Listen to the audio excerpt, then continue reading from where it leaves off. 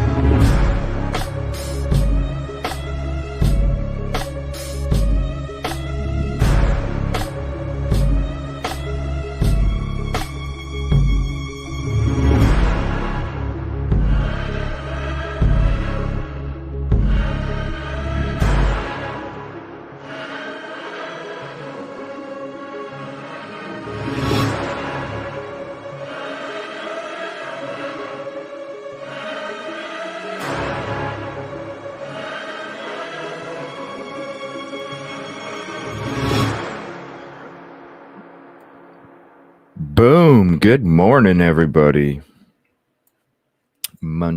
Or Tuesday, actually. It's a Tuesday. Oh, come on, StreamYard. First of all, good morning, everybody. First of all, I want to apologize for Dre. I didn't notice. Sometimes when I do these read-throughs, or if I'm like searching up stuff, because I'm only working off one screen, I missed a super chat, so I want to apologize. I'll be having a setup coming here soon where I'm going to have multiple monitors, so that way I will be able to have the live chat going when I'm doing document read-throughs and all that stuff. Everybody knows I've only been doing it on off of one screen this whole time, so we will be getting that here soon, so that way I don't miss any of that. But I just wanted to say thank you to Dre for the super chat yesterday. I apologize that I missed it during the show. Also,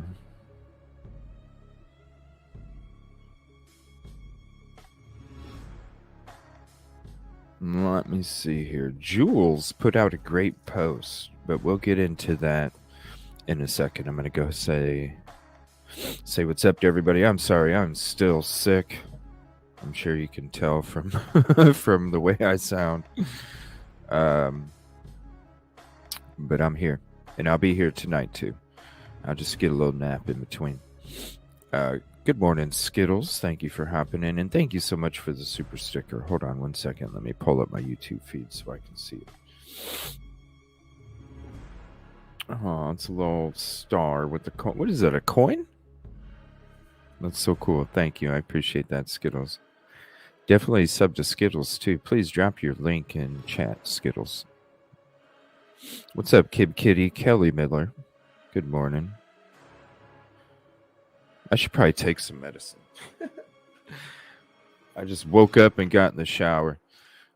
Good morning, Kelly. Thank you for hopping in. Give me 1 second here. I'm just going to take some medicine real quick. Son of a bitch. They're always hard to get out. All right, there we go. Pretty cool, like little Dayquil tablets that are like little teeny things now. It's pretty neat. Good morning, Jacqueline. Thank you for hopping in. They're like little jelly beans. Thank you. I appreciate that. Unfortunately, I'm sick as hell. So, uh, I don't know how much I sound different, but I'm sure you can tell I probably look like sick as hell. That's interesting. I don't know. There's something in somebody's water. Yeah. There's speaking of Jules of All Trade put out a great post on Twitter last night. I'm gonna go over it. There's a reason we haven't entertained this part of the grub truck since like the beginning of the year. Is because we also looked into it. See, we are sleuthers over here too. I know sometimes people come in here and you need to look at the clear videos so you can see the obvious. This ain't my community. I'm out. Later, because we already looked that shit up a long ass time ago. Right? We weren't even talking. I mean, it's whatever. I got so seriously. Like we already looked into this shit at the beginning of the year. We were on this a long time ago. You know what I mean? I mean, we were on this a long time ago. What's up, Crystal? Thank you for hopping in. Katrina. It's not the community for me. We are not. That is true. We are not. Because we already looked into it. Aw, fingers crossed, Kelly. Crystal, good morning. So I apologize if I don't have like a crazy long show. I sound better. Yeah. I wish I felt as good as I sound. Coffee. Good morning. Thank you. I appreciate the kind words. Give me one moment. Good morning, Scarlett and Sarah Sweetness. Seen some crazy stuff this morning. What'd you see? What'd you see, Crystal? Talk to me. A hot toddy? What is that? What's a hot toddy? What's a hot toddy? I don't know what that means. Yeah, the liquid is gross, right? Liquid is gross. What's up, Grizz? Shout out, bro. Appreciate you. It's all good. I mean, I'm sitting at a desk. You know, I mean, I did all my prep already a week ago for this show. So we're good. All I got to do is, I did the prep already a week ago. All I got to do is sit here at my desk, conversate, go through some stuff, see what you guys think. Talk about breaking news, anything that drops, whatever you guys want to, Oh, thank you. Yeah. We had to. But there was, and like we did Saturday, I wanted to do one, and I'm going to be having that other one coming out here soon. I think I'm going to be doing it tomorrow, actually. I'm not sure. I'm thinking tomorrow. But I also like on Saturday, I wanted to do one where it was just, and I apologize, I was really sick during that stream. It'll be a week tomorrow, I think, that I've been sick. And Saturday, I wanted to be able, for the longest time, I wanted to be able to have the whole thing in one video while we kind of point things out and have other, people in chat point things out too.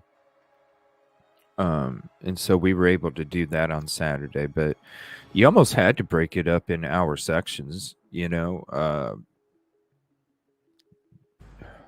There's so much to it. There's so much to it. I mean, hell, in our playlist, and if anybody doesn't have it, I'll drop it. I mean, shit, in our playlist, um, just for 1 hour for each episode, uh, I mean, you're talking a lot of time right there just for 1 hour of it. It's 6 episodes now because it includes the one from Saturday. And then I'm going to be doing another one where I'm putting out the video uh, uh, without the banner and all this other stuff too. So, yeah, Crystal. Uh, we we checked that shit out in the beginning of the year. I don't know what to tell you. You know what I mean? And Jules came out with the perfect post because it was like, that's the shit that we fucking checked into. Like, why am I gonna put any more time into it when we already did that shit in the beginning of the year? It would not make sense. It's like the shit I was saying yesterday. Focus on the shit that makes sense. Don't need to worry about the cloud and confetti. Don't need to.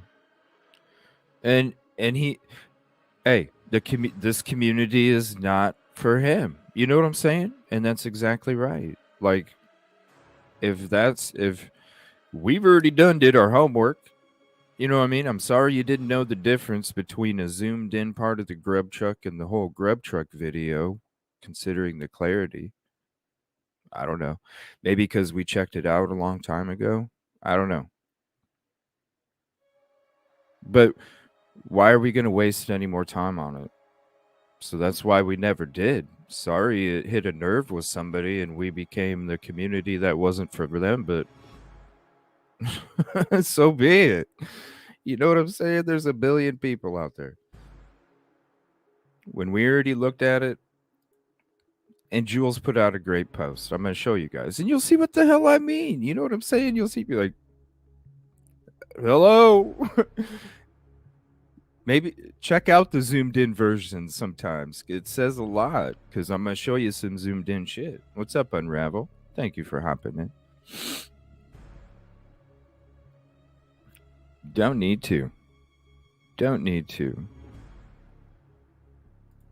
Don't need to.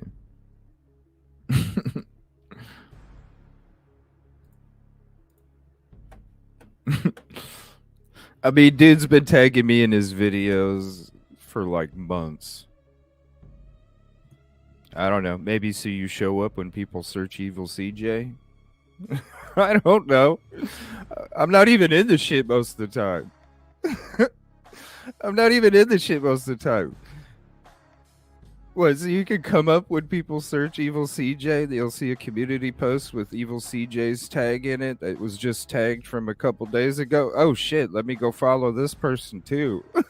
I don't, like, what the fuck? I don't know. I don't get it. I don't get it. I don't need to. I don't need to. What's up, Party of Five? Thank you. That's right. We are a different community. That's right. All right, I'm going to share something with you guys real quick. Oh boy, this shit is too much. This is what I'm saying. Confetti. Focus on the shit that makes sense. Focus on the shit that leads to the path of truth and justice for these victims and their families. Instead of there's no reason to create none of this shit. There really isn't. Right here, Jewels of All Trade. Here is the link. And there's still messages on this post about how it's Ethan and Zaina.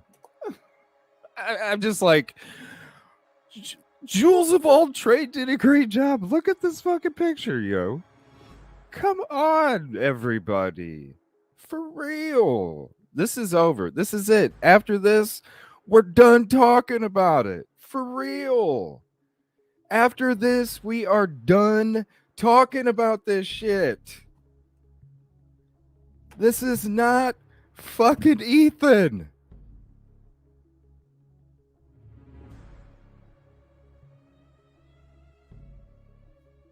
This is not Ethan.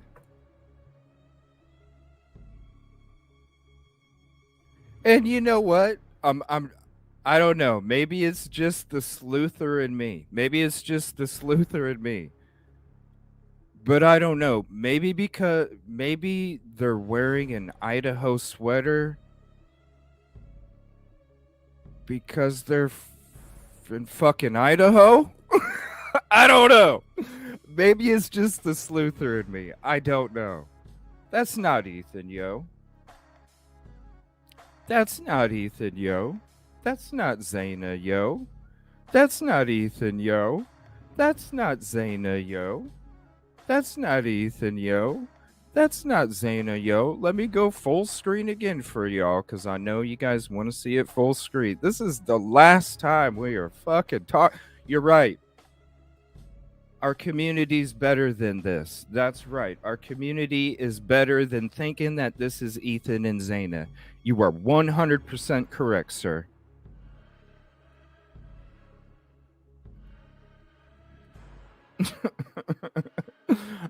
Take screenshots, please. Go show some support to Jules of All Trades post. Oh my lord. Oh my lord.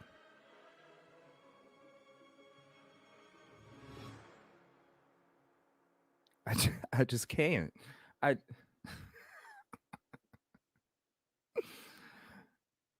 You're not the, your community's not the community for me. I'm out. All right. You're exactly right, sir. You're exactly right. You're exactly right. Because we're not going to entertain this shit. We're going to entertain the shit that leads to truth and justice for the victims. 100%. The shit that I've been preaching about yesterday, the day before, ever since I made the frickin' show and started talking true crime, that's what this channel's been about. 100% truth, 100% justice. That's what it's about, because that's why we even talk about this stuff. Like I told you before, I'm not in it to talk about stuff that's in it for clicks and views or to get subs or to get any of this attention. It isn't about that. It's about the truth and justice of the victims. I didn't even make this talk show to even talk a true crime. That's how you know this channel is about the truth and justice for the victims, because I didn't even start this channel to talk about this stuff. It became that because of how much I give a shit about the truth and justice for the victims.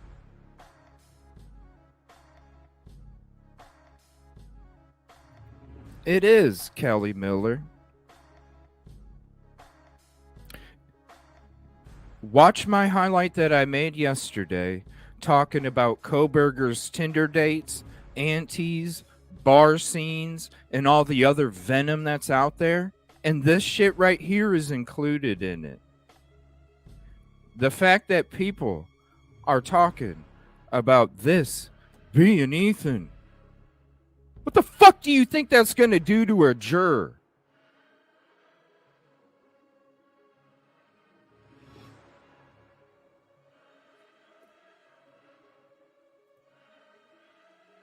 Dangerous shit.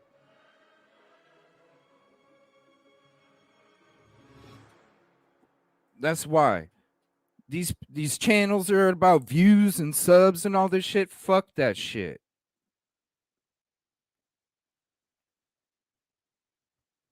It matters because you're playing with people's fucking lives.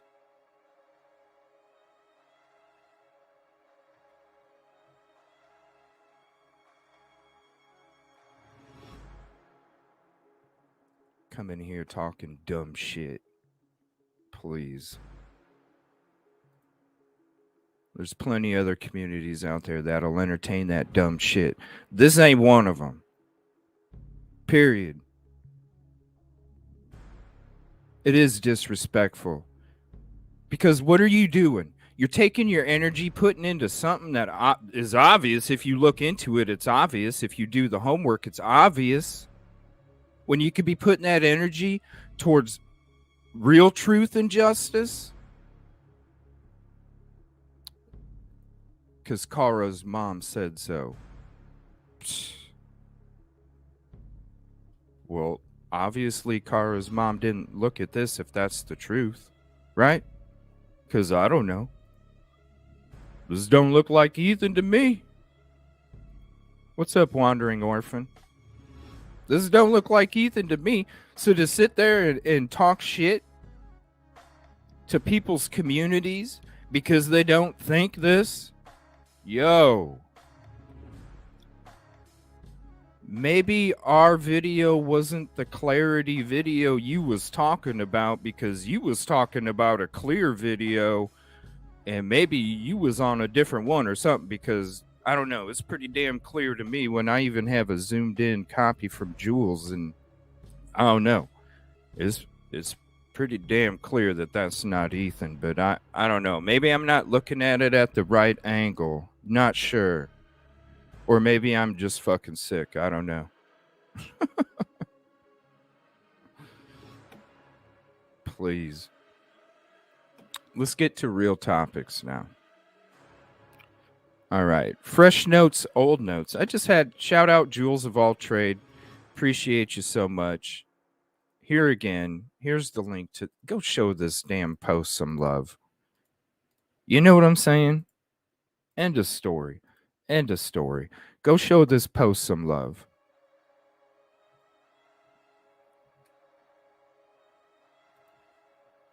But what do you expect? Dude's been tagging me in videos that most of the time I don't even have nothing to do with it, just so channel shows up when people search my name. It is what it is. You know what I'm saying?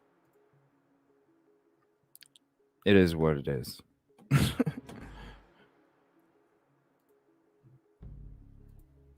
Sorry, we got content over here.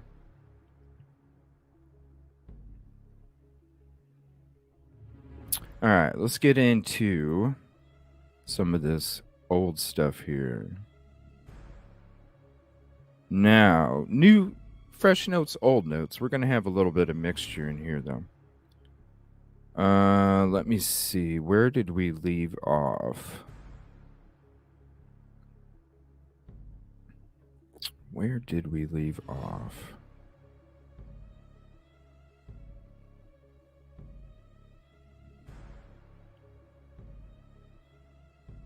Where did we leave off? I think it was the murder sheet. No, it wasn't that. Here we go. Oh, yes, this one right here.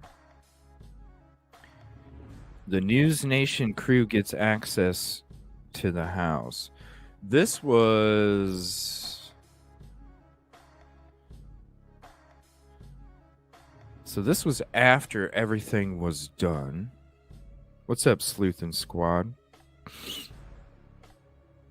Oh, that's fine. The trolls already know. I already have the big boot and the big heart, so... That's why everybody talks. Oh, how come I can't make a comment on your channel, CJ? Well, because you came in and you act dumb as shit, bro. Like, what do you want me to fucking do? You know what I'm saying? What do you want me to fucking do? What do you want me to do? All right, this is from, let me see here, March 28th, 2023. So this is after they kind of cleared everything out, got it cleaned up. Now, if you remember, News Nation back, I think it was maybe 2 or 3 weeks after the crime took place, they had like a special. Maybe it was a month after. It wasn't too long after. They had like a special where they actually, Brian Enton was actually walking you through the path from the Banfield area to Queen Road, up and around the house, things like that. Now that is in the mix. I love you. Oh yeah, for sure.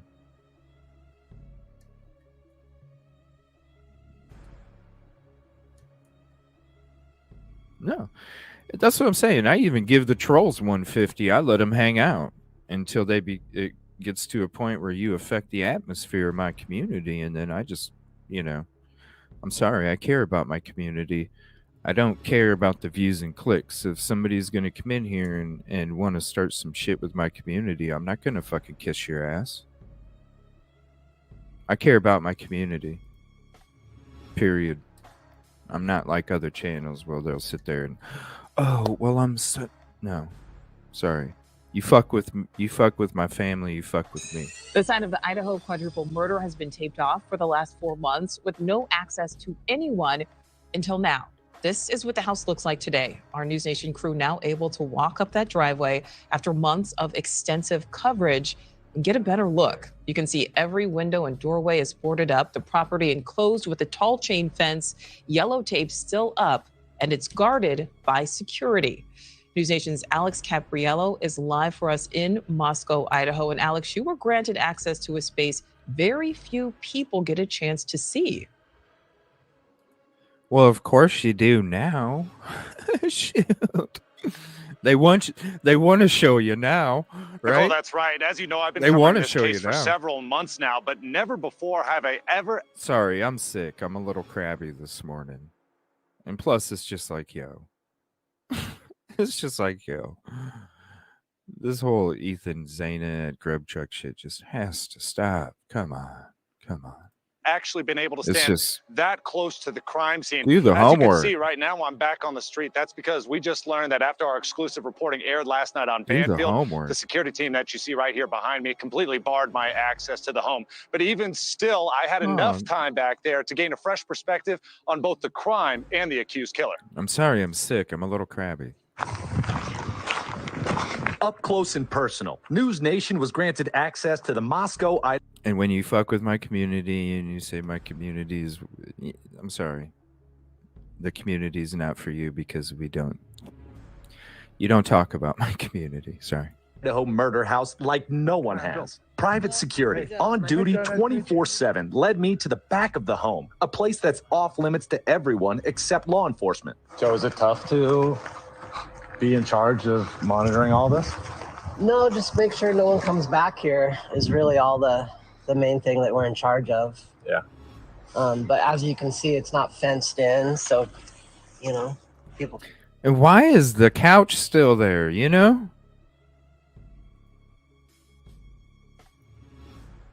Fenced in, so. Why is that shit still there? What? Excuse me. Why is that couch? Look at the chair. Look at the table. Ooh, let me mute it. I apologize.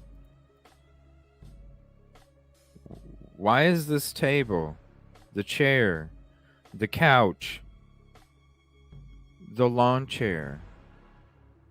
What the fuck? The grill. The grill is still there. The grill.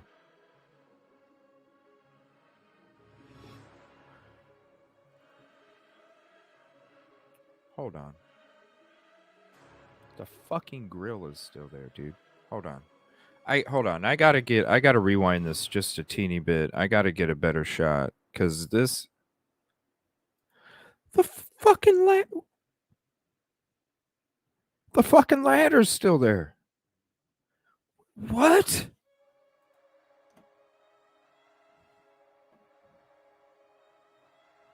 The trash from the...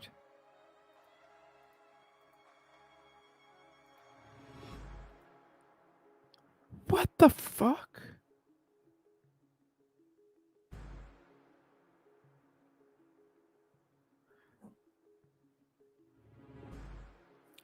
What? Hold on. I gotta take a picture of this.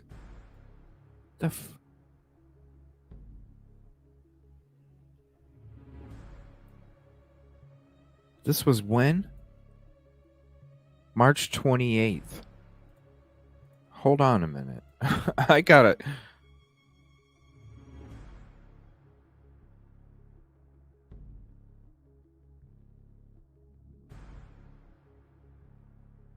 Give me 1 second. I need to save this shit. The frickin' ladder is still there.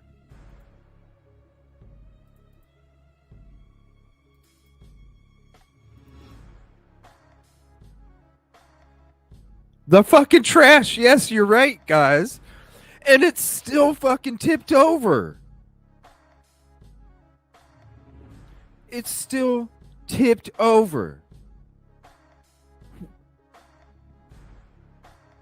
Oh, hell no. What?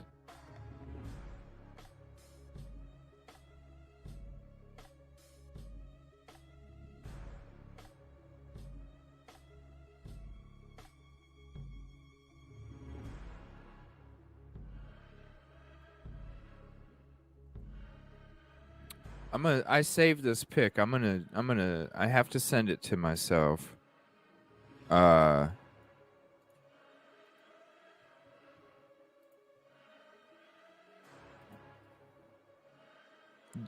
I can zoom it in better for you guys. Give me 1 second.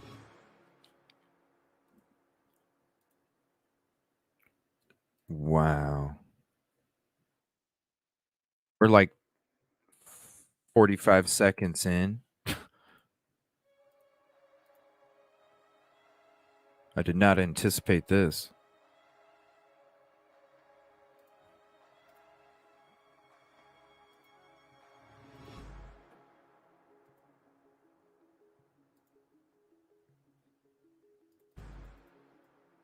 Oh my gosh. Look at this shit, everybody. The frickin' trash can. The frickin' trash can is still tipped over. Are you frickin' serious?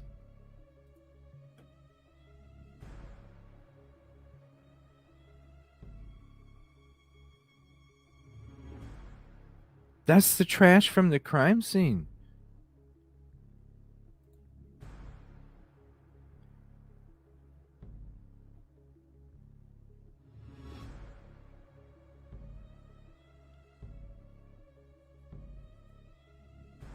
Oh, wow.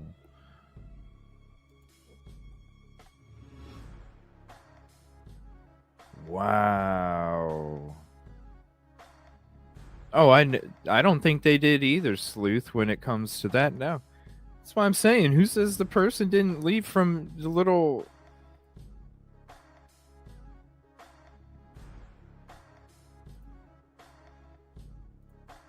Who says the person didn't leave from Ian X's window and hop down? That ain't that fucking high off the ground. And you can walk down the ladder too. Or walk up it. Who says they didn't walk up it and then leave out the sliding glass door? The only time they heard something was when somebody was playing with the puppy. Who says the person didn't sneak into the frickin' house and go hide in the closet in the third bedroom that nobody was in where the puppy was? Maybe that's why somebody first heard somebody playing with the puppy and didn't. You're not going to go, oh gosh, I think somebody broke in and is playing with the puppy. Of course not. You're going to think your roommate's playing with the puppy if the puppy's making noises. And you're going, hey puppy, hey puppy, hey puppy. Oh, that must be the roommate. You're not going to go, oh, somebody broke in and is playing with the puppy. No, you're going to think, oh, maybe my roommate was playing with the puppy. Maybe they needed to play with the puppy because the puppy was in the room where they were hiding in the closet. So then when they walked out to go commit the crime, they had to play with the puppy so the puppy didn't bark.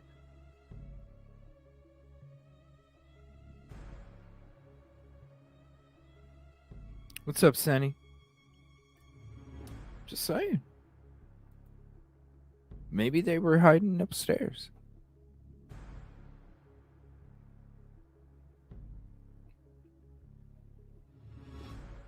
We don't know. That's crazy. Trash can tipped over still. This is March. Man, can you imagine the bugs? They just left it all. I can't believe that. They just left it.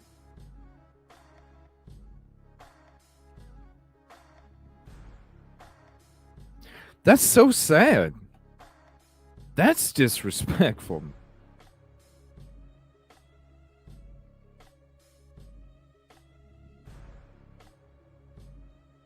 That's disrespectful. Like the back of their property is a dump or something, you know? They didn't ask for this shit to happen.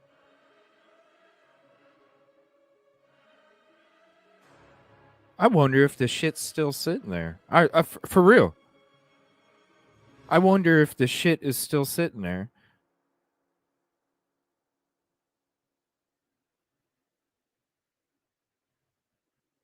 Oh my gosh. If that shit is still sitting there. Oh boy. All right.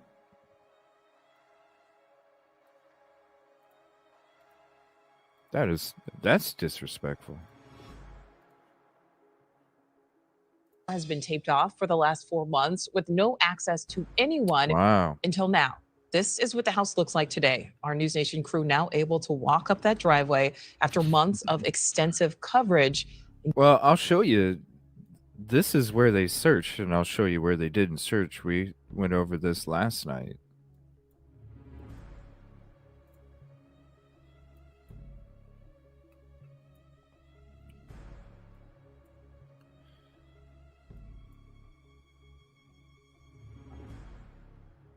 Actually, hold on. Let me give you a better... I need to start using this. Hold on.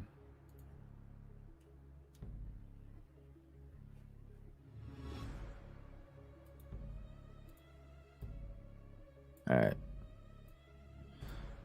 So, can I get rid of this? Yes. All right. So, this right here, I'll show you their perimeter, okay? I'll show you their perimeter. What they searched and what they did. Actually, I have to show you this part. I wish it would zoom in more, but it won't. All right. You already know the parking lot's closed off.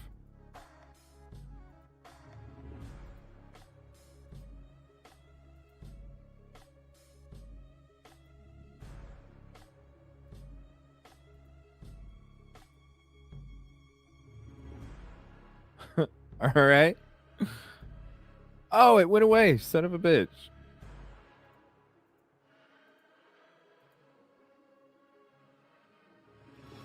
Okay. They did not search on the other side there.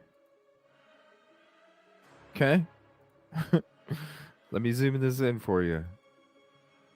All right. See where the yellow line is? You already know that the parking lot's closed off.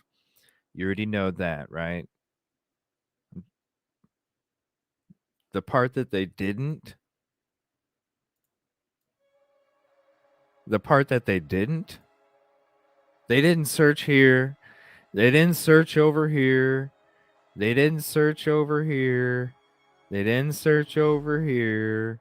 They didn't search over any of that brush right there. See this? Stop it. See this? They didn't search over any of that. Nope. This was their focus.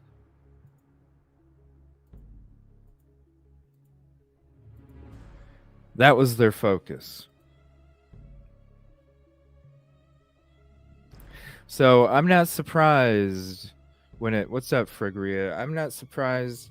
Frigaria, I'm sorry. I'm not surprised that they didn't search the other dumpster effectively either. Come on, yo. Look at this. You can... Oh my gosh. This is nuts. Look at this. You can still see the furniture sitting on the frickin' patio slab. Are you serious? There's more shit there, no?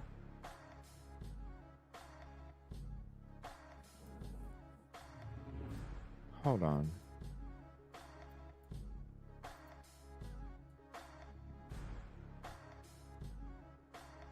Wow.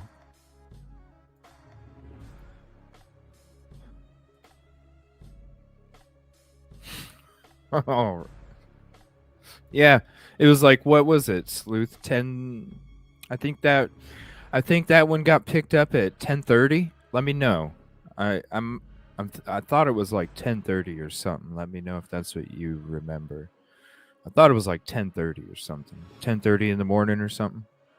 It was allowed to get the neighbor's trash mixed in with that dumpster and then taken.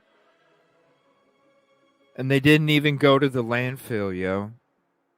They didn't even go to the landfill. Your weapon could be in that dumpster, maybe. Yeah. This shit's like... Mm.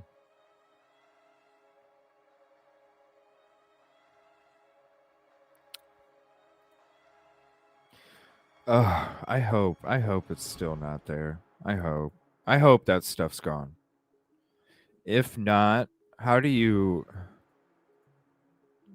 They better not say it's evidence and that's why it's there. Really? Then why is it not in a locker?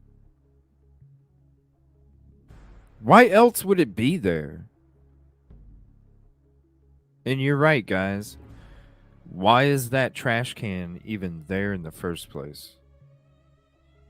Ladder's there, couch, trash can.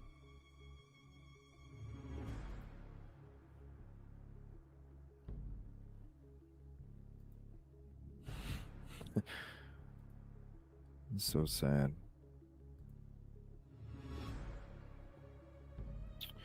All right. Let's go ahead and get in. Wow, we're 14 seconds in, everybody. And look at that. Isn't that ridiculous? And this is just from March. And get a better look. You can see every window and doorway is boarded up, the property enclosed with... It can't be, because they're standing right next to the frickin' furniture. There's no way they would be able to stand. Hold on. Crew now able to walk up that driveway after months of extensive... It can't. There can't be a reason that it's there. It's not in the fence. They were able to walk up next to it. Coverage and get a better look. You can see every window and doorway is boarded up, the property enclosed with a tall chain fence, yellow tape still up, and it's guarded by security. News Nation.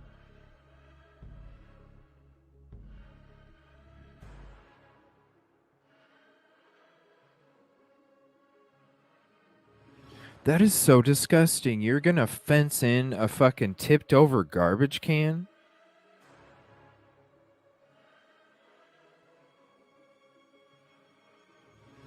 Just because you have a fence doesn't mean birds can't fly in there either. I mean,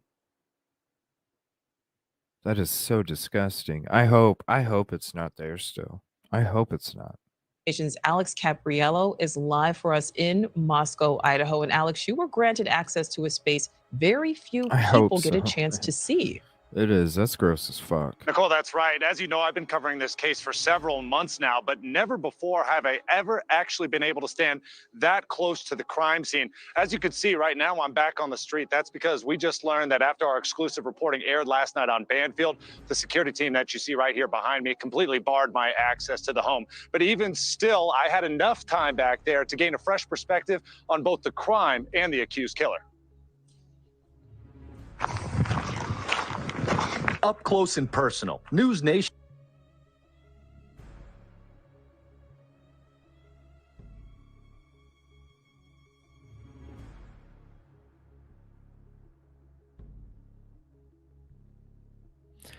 See, everybody, that's the front of the house right there.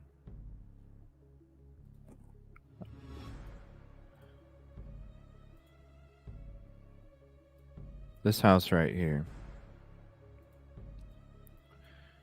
So see, you got the fence. You got the fence right there. That's this house. That's the front. So when I've always talked about it, or I'll refer to it in the future, that's a good picture right there of 1126 King Road.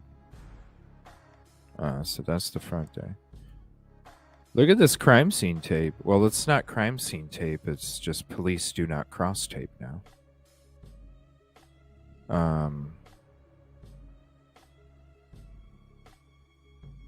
Gosh, look at it. It's just horrible. Was granted access to the Moscow, Idaho murder house. So it's not even closed up now right there. They just have a security guard there. Like no one has. Private security, on duty 24/7, led me to the back of the home, a place that's off limits to everyone except law enforcement. So is it tough to be in charge of monitoring? That's like part of a frickin' chair. That's the frame of a chair.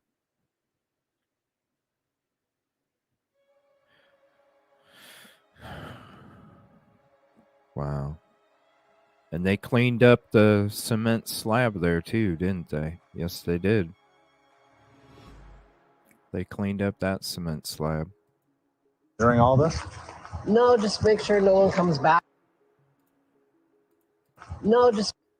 Whoa. Be in charge of monitoring all this?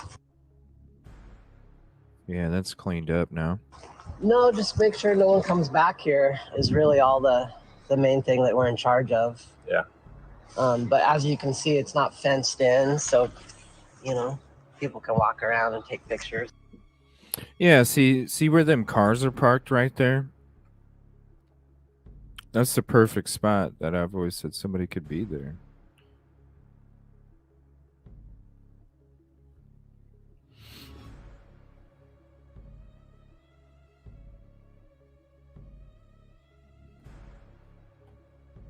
Oh, it does stink. Oh, yeah. A lot of stuff stinks. That's for sure. Not just this case. These private guards work 12-hour shifts every day. When a shift swap occurs, the guards will run a perimeter check, making sure the crime scene hasn't been tampered with. They allowed me to approach the door where accused murderer Brian Kohberger allegedly entered before carrying out the massacre of 4 University of Idaho students. It's a scene frozen in time. The backyard littered with reminders of the fun these college kids once had. But obviously the big change here, everything boarded off. Windows, doors. This is presumed to be the door that the murderer first used to get inside the home. Kohberger is locked up less than 2 miles from the crime scene. Latah County jailers keep him closed off, but even still, he's not completely isolated from his fellow inmates. Sources with intimate knowledge from inside the jail say a new inmate was recently brought in and immediately harassed Kohberger from afar. "I'm going to kill you, Kohberger," the source claims the new inmate shouted. It was harassment that reportedly carried on all night. Soon, the inmate turned the verbal assault towards his guards. "I will get Kohberger to kill you," the source recalls. Guards were forced to move the inmate to keep the harassment from continuing. And keep in mind, the Latah County Jail is only a 2,000 square foot facility located on the basement of the courthouse. We're told that Kohberger mostly keeps to himself, has lost a significant amount of weight over the past few months, and also receives weekly worship with a local pastor. Nicole? All right, Alex, thank you for that. Well, tonight on Banfield, an exclusive. Oh, yeah, I remember the pastor. Excuse me.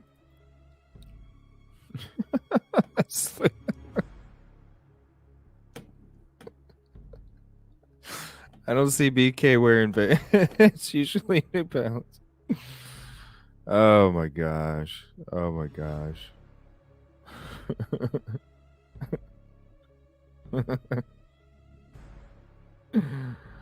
No, we don't talk about nothing like that too much.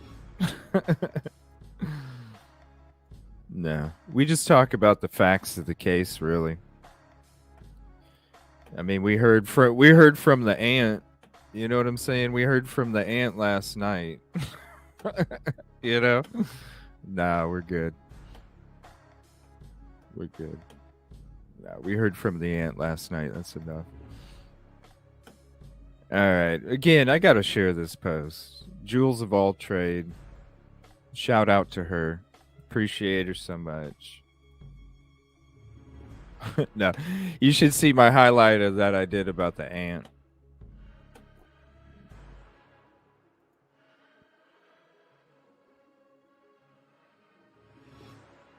Yeah. Thank you, Kelly. I appreciate that. Yeah, here's the link for this post I'm going to share again. Please, yo. This is not Ethan. Let's get this in rotation, please. This shit needs to be done. Thank you, Jules. Appreciate you for putting that out there. Please. All right. Let's see. That was pretty interesting. Trash can still tipped over in March. Ladder's still there. You know, couch, chair, frame of another chair, crime scene tape just laying there, tore up. Had already broke before because you could see how they had to retie it again with the knot in between where it was already tied to the fence. It was just like, damn.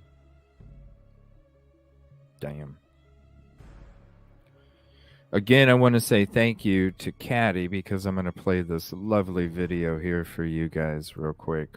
I showed it to you guys like a week and a half ago. Some of you probably missed it, but you're going to love it. Just give me 1 second. You're going to get a kick out of it. And then we're going to switch to the next one.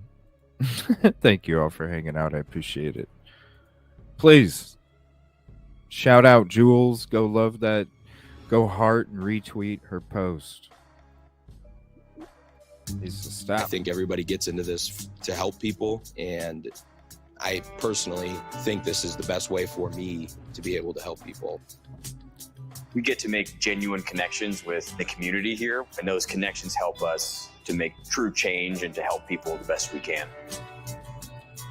We have an opportunity to affect that change just through our ability to listen, understand, and really have an impact on a more personal level.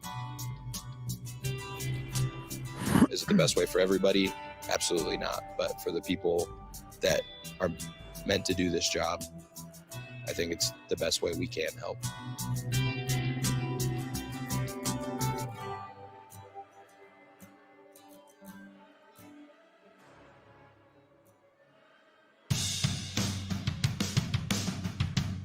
Shout out, Caddy. Thank you for this. Appreciate you. In all, teamwork is the essence of our culture. We really value treating our fellow officers with respect. We here at Moscow have built a very high standard. We really work as a cohesive machine through some of those more critical situations. I would say Moscow Police Department has a culture that highly values doing things the correct way, doing things to standard, training to standard, and that leads to a culture at the PD that really emphasizes looking after one another, but also making sure. You should look up the laws when it comes to the insanity pleas, if they even have any in Idaho. Sure that we hire the right people to continue our. You gotta look up the laws, man. I believe the Moscow Police Department is a perfect size department. With Moscow being so small, one of the big advantages is officers get right? the opportunities You know what to I'm promote saying? quickly, to get into specialties quickly, and to advance and become well-rounded in their jobs much sooner than other officers do at larger agencies. No I currently run our firearms You gotta look department. it up. I am a firearms instructor, taser instructor, field training officer, part of our negotiations team for crisis and hostage negotiations. I think that's all. Being a part of these specialties has challenged me to take on new responsibilities, which have accelerated my career in law enforcement and sculpted me into a well-rounded officer and mentor for my peers. I think a lot of people would imagine a small department like ours doesn't have some of the things we do. We have a traffic unit, we have detectives, K9. I've had the opportunity to be the first canine handler here in Moscow. And Ragnar has been great I at his got job. you. It's been a great honor to work with such a cool dog and have such a great tool to combat drug crime in our area. You know, we're currently sitting in a multi-million-dollar facility, including a huge locker room with individual lockers, a gym. A couple of years back, we put it on a bond asking the community for their support. And if it weren't for those community relationships that we have, that would have never come to fruition. And we're very, very thankful for that. The individuals that work for our department truly enjoy working for our department and in our community, myself included. I thoroughly enjoy coming to work every day and look forward to it.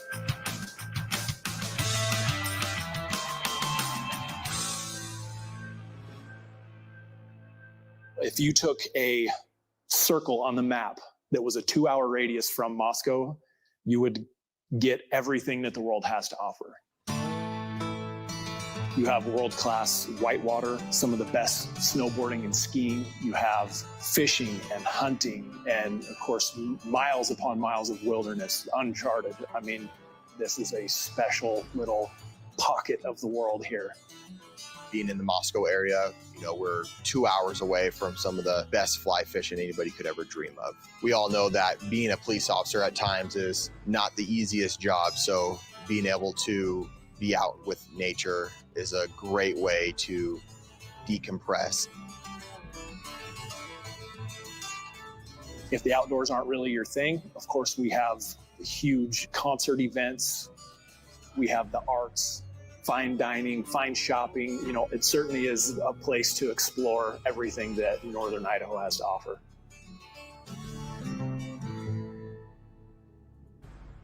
I enjoy the opportunities I have to keep Moscow an enjoyable and livable community through proactive policing. My favorite community event is the Lee Newbill Safety Fair. The Safety Fair is a meaningful tribute to our agency's sole line of duty death, Officer Lee Newbill. This is a big annual event for us where we size and provide helmets for our young bicyclists and provide other services such as conducting car seat checks. My personal favorite is National Night Out. So we hold it every year, usually in the summer months down on Main Street. It's just a great opportunity for us to come face to face with the citizens in the community. They get to come see all of our equipment and we get to talk to them and we get to further build those relationships we already have with people in the community. Also, the community is very friendly here. I get thanked for wearing the uniform all the time, even though we all know that's not what we got into the job for. It always feels good for someone to appreciate a job that is underappreciated in today's day and age. By far, my favorite part of working in law enforcement has been the ability to make an impact and provide that level of safety and security that we all enjoy to our community members. Specifically here at the Moscow Police Department, being able to provide that impact in the community where I've chosen to live and raise my family means the world to me. I also like being in an area where there's 2 college towns, because it just brings a different dynamic to a city. The university has a really strong, wonderful partnership and relationship with the City of Moscow Police Department. It is great. Some of the things we do are foot patrols around campus. We're working every event, football games, concerts. We are a security detail for the university. It is so reassuring and wonderful to have that kind of connection for our students and our employees. I'm sorry. Every time I see this part, where is it at? This dude's hair is amazing. This dude's hair. Look at the form and the shape, and it's just how does that even take place? What's up, LR? Thank you for hopping in. How does that even take place? Jackie Young, appreciate you. I'm trying. I'm still sick as hell. But we're good. We're here. We're doing it. Thank you, Kelly. I'm sick. I can't think of the words. Thank you. Volume. That's the exact word that I'm talking about. Volume. Ooh, that's a good one, Katrina. Jimmy Neutron. That's right. Not in a bad way. The volume, the Jimmy Neutron volume effect. There we go. Like, seriously. Whew. It's got to feel like a Nerf ball, you know? Like a Nerf ball. Amazing. I just got to say, amazing. City of Moscow Police Department. It is Dean of Students. Dude, I would love to just sit down and talk to you and have a conversation about your fucking hair, dude. What product do you use? How do you do it? Who's your barber? Like, dude. That hair should be in like hair product magazines, you know what I mean? Where you like, you see like the forehead and then the, you know, like, man, damn, that's good hair. It is great. Some of the I'm things jealous. we do are foot patrols around campus. We're working every event, football games, concerts. We are a security detail for the university. It is so reassuring and wonderful to have that kind of connection for our students and our employees. And so this is just a wonderful environment for living in. It's really, I guess, a paradise for people that want to raise a family. We have a lot of great biking trails, a lot of great farmers markets and There you community go. events. OG Mac The is schools, right. the parks, the safety in the community. Yeah. Moscow is rated one of the top places in Idaho to raise a family. This is a OG wonderful Mac. town for getting to know your neighbors, where you can feel that connection to the larger community. Whether it's coaching football or in the job capacity, it's easier to be involved with everybody. I knew it was going to be the right place to raise a family and have them live the best life that they can possibly live. Every criteria that you would be looking for, it's easy to find here in Moscow. MPD's a fantastic place to work.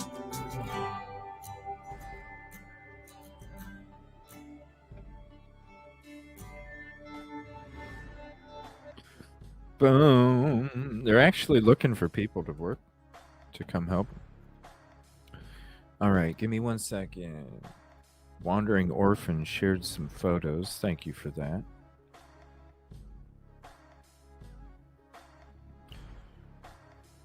So I'm saying, who says the Jack in the Box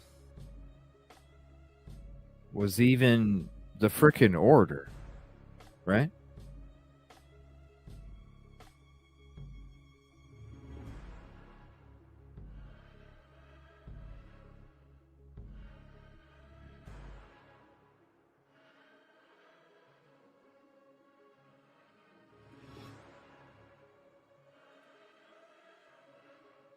That's a lot clearer right there.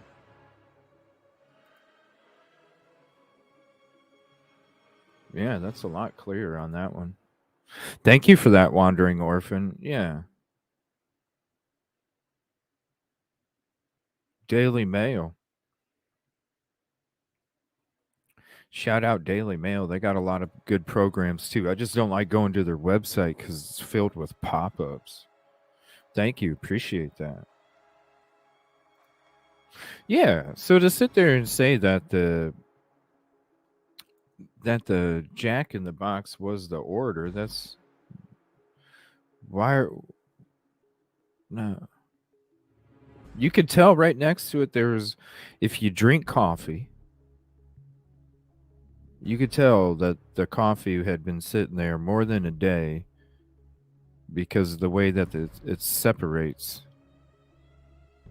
If you drink coffee, you know. All right, let me get into the next video. I wanted to share that again with you. Shout out, Caddy. Thank you for that. It's always an interesting video. So let me see. What are we going to check out next? This is... Let's see, acoustics. Now, this is True Crime Rocket Science. This is from 9 months ago. And this is him talking about this 1112 King Road camera audio, right? Now, I know some of the shit out there's been debunked, but I want to check out. We don't really watch this channel too much anymore.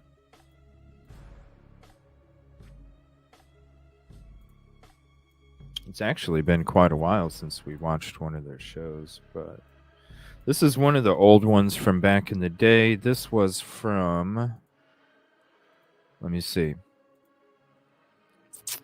This was from January 6th. The day after the PCA. So this is the day after the PCA. Let me go ahead and highlight the channel there. TCRS, True Crime Rocket Science. Thank you all for hanging out. Fresh notes, old notes. If there's anything else you guys want us to check out, that's some old coverage, go ahead and send it to me, and we'll go ahead and check it out. All right, this is True Crime Rocket Science. This is the 1112 King Road audio. Not see any cameras. No, there's no cameras here. You guys don't have a Ring doorbell camera or anything like that? I just ordered one, actually. Oh, really? That's smart. Hello and welcome to True Crime Rocket. When was that? Not see any cameras. No. March 2nd, 2022. Just ordered it. All right. On this channel, in True Crime, the details matter. And in this analysis, there's a twist to the tale. There's a probably commercial zone. If not in the dumpster. You know what I'm saying? What's up, Tiffany? Thank you for hopping in. Appreciate you. Ticket 42. Thank you, Nina. A month after? Yes, thank you for that. I used to watch it too. I haven't seen it for a while myself.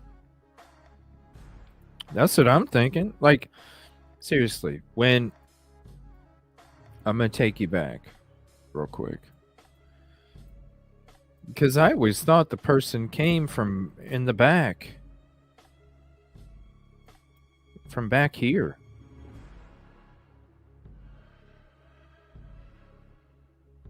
Of course. Why wouldn't they toss it in the dumpster? If they were going to do it. That's why I'm saying, when it was allowed to get mixed, okay, well, the 8-hour delay would have helped with that, right? The 8-hour delay would have helped with, you would think, the 8-hour delay, it not happening, would have helped be able to search the trash cans thoroughly, right?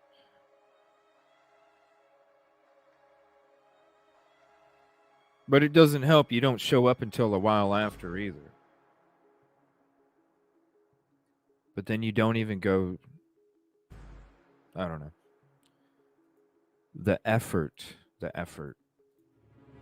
The clue to that twist in the first few seconds of this clip. And yeah, the details do matter. In this case, the most crucial clue was found on a small round button snap on the tan leather strap holding that K-bar knife, right? I don't think it's for nothing that Corporal Payne mentioned seeing this leather sheath while standing next to the door to Maddie's room. Had anyone actually picked up that knife sheath, handled it, toyed with it, well, that piece of evidence could have been destroyed. Also, it's no coincidence that this unspoiled evidence was found in one of the more remote corners of 1122 King Road, the top floor, right beside one of the victims' bodies. If the most surprising clue was the K-bar knife sheath that the killer left behind, the runner-up is a security camera diagonally across the road at 1112 King Road, which picked up distorted audio. And that is dealt with over here in the affidavit. It says at approximately 4:17 a.m., security camera located at 1112 King Road. Right. So in the PCA, it does state it. This is a day after the PCA came out. This was January 6, 2023. Or if it was the only one, Deborah, right? or if it was the only one.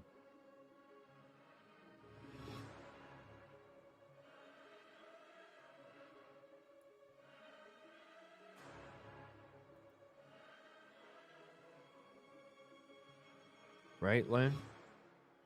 They brought up in like with the whole ant talk, right? The highlight that I made yesterday with the whole ant talk, when it comes to the shit, like,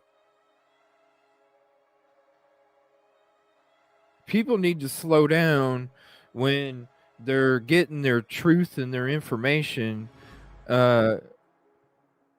An aunt that was divorced from the uncle. Like, that's where you're getting your information.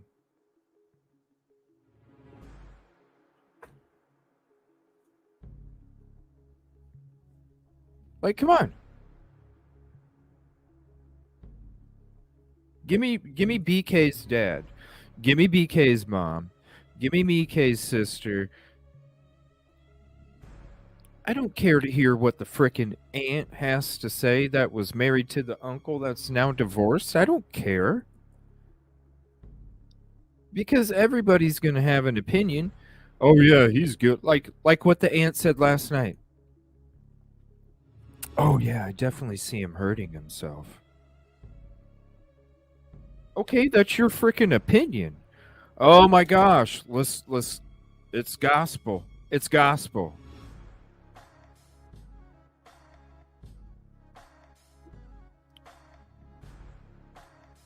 I don't care.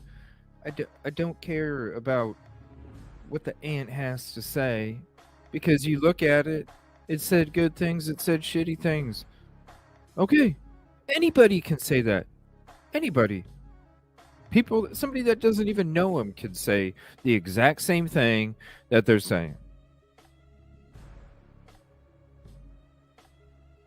That's why it's like, come on, you guys, let's talk about this truth and justice. Come on. We don't need this confetti.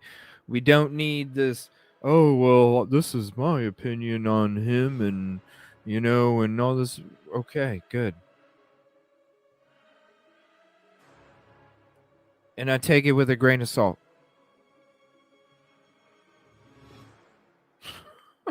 Right, Tiffany? Grain of salt. I mean, anybody. I'm just saying, you know what? Give me BK's dad. If BK's dad says it, damn straight, right? BK's dad says it, damn straight. 100%.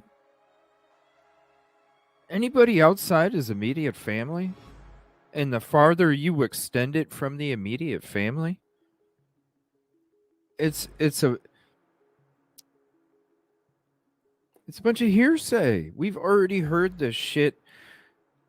The good and the bad, we've already heard this shit for months now. Let's get to the facts. Okay, he was a good guy. He was a bad guy. Oh my gosh, he's so rude. Yeah, he was really nice. I mean, okay. You know what I'm saying? For real. Like, come on. Let's get real. All right, so he's talking about TQs. It's what's in the PCA. All right. Unspoiled evidence was found. Give me 1 second here.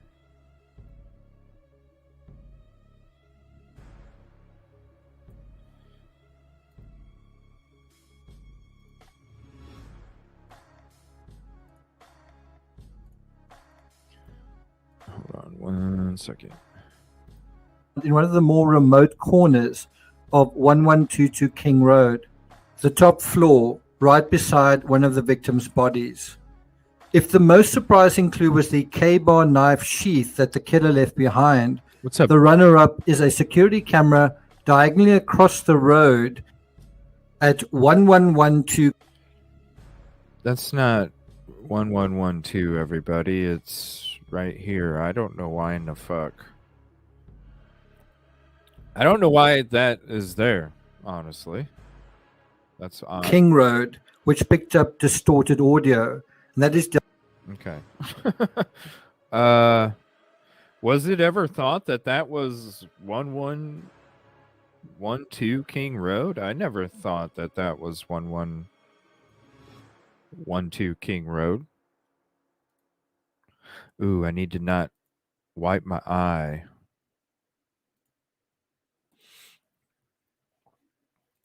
Dealt with over here in the affidavit. It says at approximately 4:17 a.m., security camera located at 1112 King Road, a residence immediately to the northwest of 1122 King Road, picked up distorted audio of what sounded like voices or a whimper, followed by a loud thud.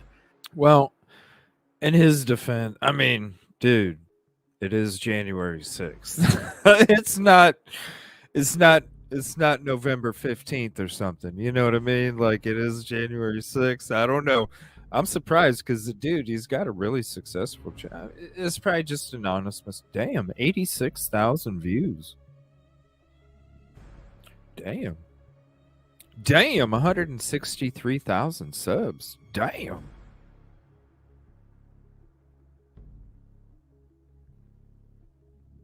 Huh. I'm surprised. It's probably just looked, glossed it over. 4:17 a.m., security camera located at 1112 King Road, a residence immediately. Yeah, we all know where 1112 King Road is. We all know it's right here.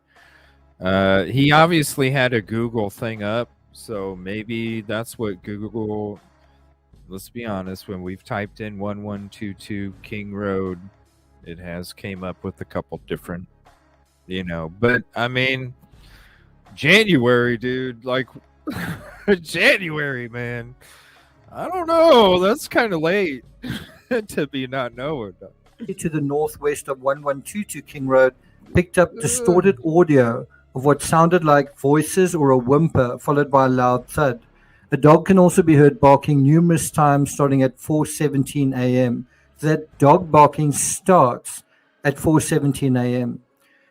Do I need to talk with one then? Is that what it is? Because I don't have an accent, so I don't. Is that what it is? Thank you, Skittles. Do I need to talk more cowboy? Do I need to talk more cowboy? The security camera is less than 50 feet from the west wall of Kernodle's bedroom.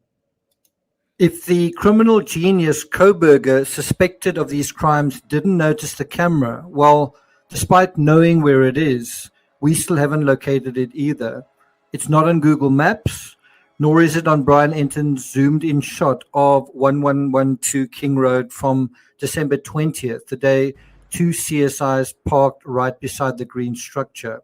If anyone wants to sort of put up their hands and say, but there is a twist to the story, and we are going to get to it. Now, the KTVB news channel on 15 November, just 2 days after the incident, provided one of the very rare pan shots looking from down the road at 1112 King Road and then swiveling up to 1122 King Road. In this analysis, I want to cover three aspects. Number one, a reorientation of the 1122 King Road vis-a-vis what we'll call the acoustic camera. Number two, an analysis of the peculiar acoustics surrounding 1122 King Road. And then number three, the important investigative insights we get from this particular evidence. I'll also be doing a special live stream later that is time dependent. Okay, is he going to play this or what? Because I...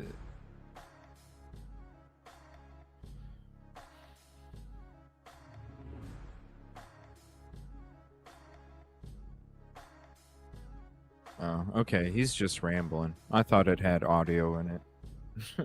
1 second. All right, hold on. These are old videos. Like I said, I went through about 2,000 and I saved about 200.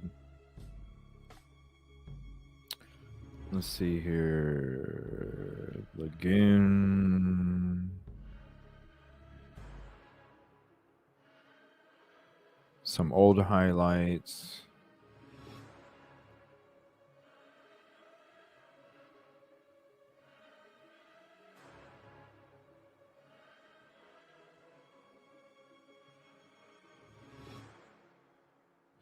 Press conferences. This is 10 days after. I kind of want to save the press conferences for themselves. Internet searches. This was 2 weeks ago. 10 months ago. Let me see here. I don't want to check out any news conferences yet. Let's see. What is from back in the day?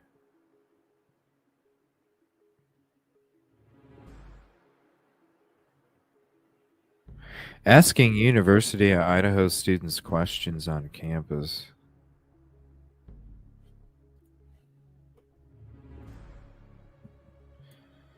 You know, I thought about, the thing is they lie so much. So it's like, this is why I never went into the press conferences. And this is the honest truth.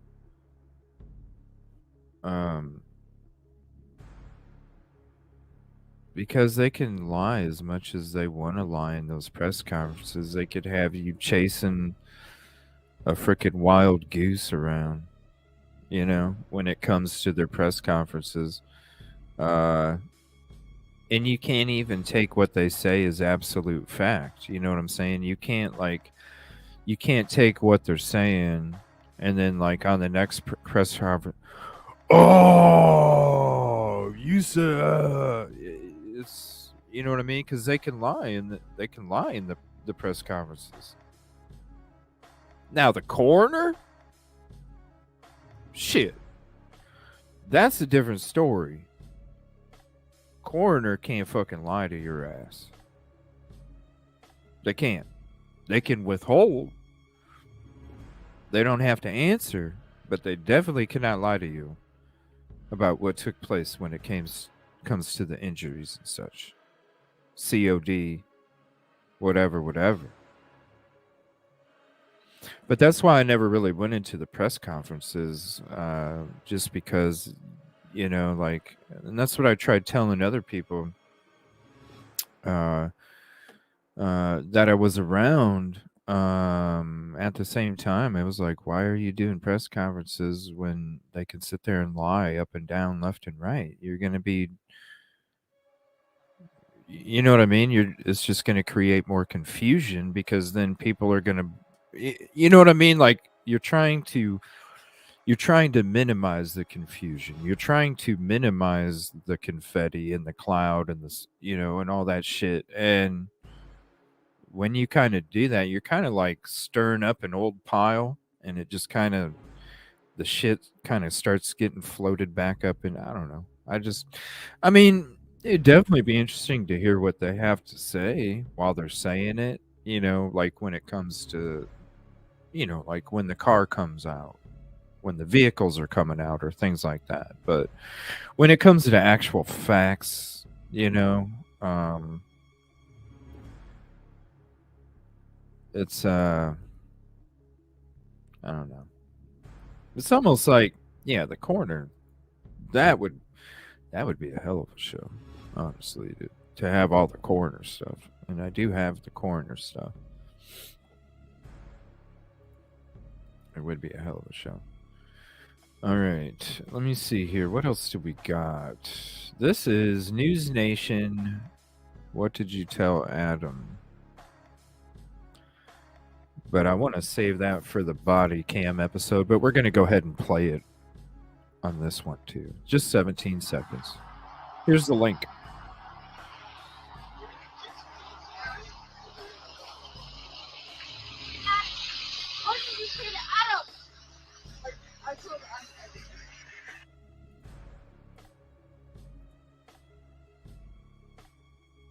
There's the link to this. I'll go ahead and blow it up here. Why? Hold on one second. Let me just adjust this here.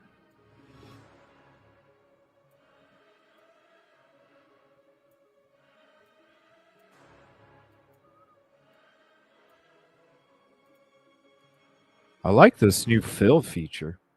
It's pretty neat. Whoa. I'm like way off to the side now. All right. Go full screen.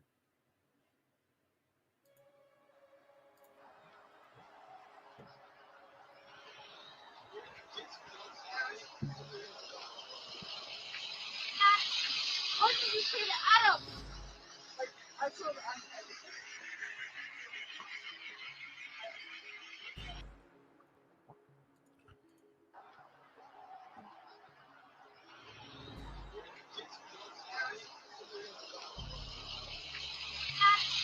How did you say that? Adam? Like, I told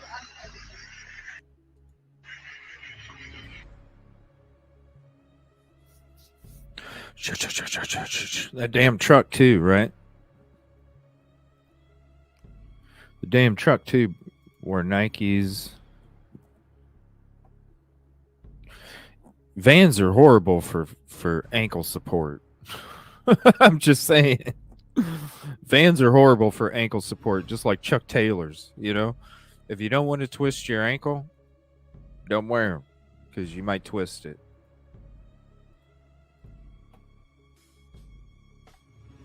Why does it keep putting me at the top? What the heck? This is driving me nuts. I have to keep scrolling down the whole time and then find out where I was at. Let me see here. What else? There was something. Witness tampering. Here we are. This is where we're at. Okay. What?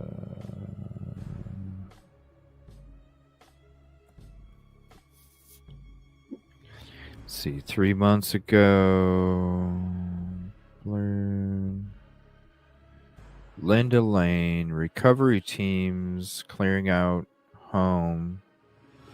We watched that episode. PD press conference. PD press conference. Press conference. Whoa, is this the first one? Hold on a minute.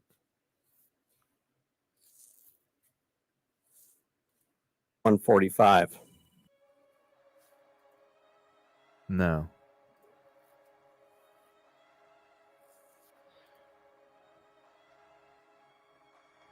FBI joins manhunt.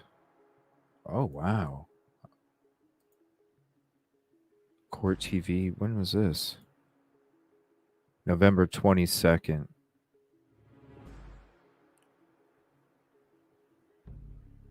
So this is when the FBI joined.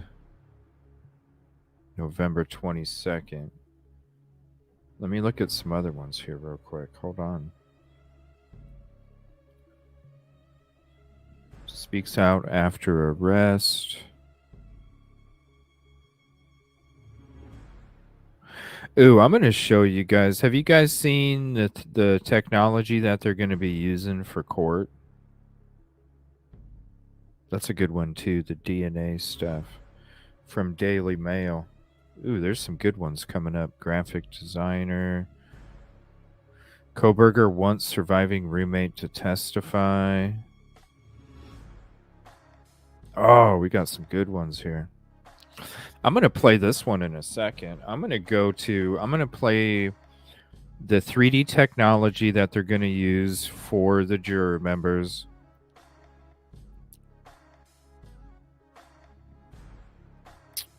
And then we're going to go to the old episode of BK wants surviving roommate to testify. Then we'll come back up to this FBI joins manhunt video. Ooh. Here's the one that you're not... I don't know how to put this.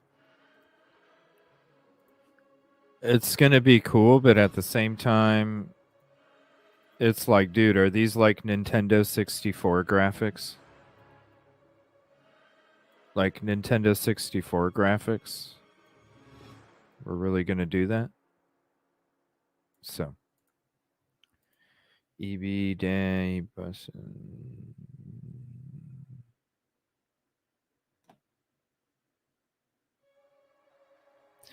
Sally, we did that stuff a long time ago. No. we did that stuff in the beginning of the year. No.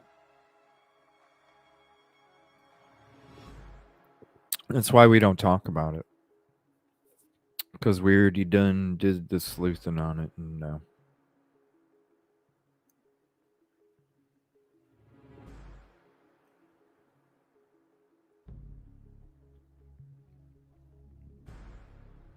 Was that paint? Where? Sorry, I missed chat because I was searching shit. Please hit the like if you haven't yet. This is... It's going to be kind of sad. It sucks because they're... Okay, so the jury's going to be able to put on like a VR headset. Okay? They're going to put on a VR headset and they're going to be able to walk through the scene of the crime in 3D. But wait till you see these graphics, okay? Because if you've ever played a Nintendo 64, you'll know what I'm saying, and you'll be like, "This is 2023. How in the hell with the VR graphics these days? How in the hell is this not?" You'll see what I'm saying. Meantime, another possible new clue in the stabbing deaths of 4 University of Idaho students. Investigators in Moscow now looking at new surveillance video from a business in town as they continue focusing on that white car seen near the murder scene. Senior national correspondent Brian Enton joins us live now. Brian, we found out about this new surveillance video yesterday. Are they any closer to catching this killer? So they say today that they are making progress. They won't give us specifics, but they still say there's no known suspect. And the focus remains on the white Hyundai Elantra. They are still pleading with the public to come forward with any information about that car. They believe that that car was near the house where the murders happened, right around the time of the murders.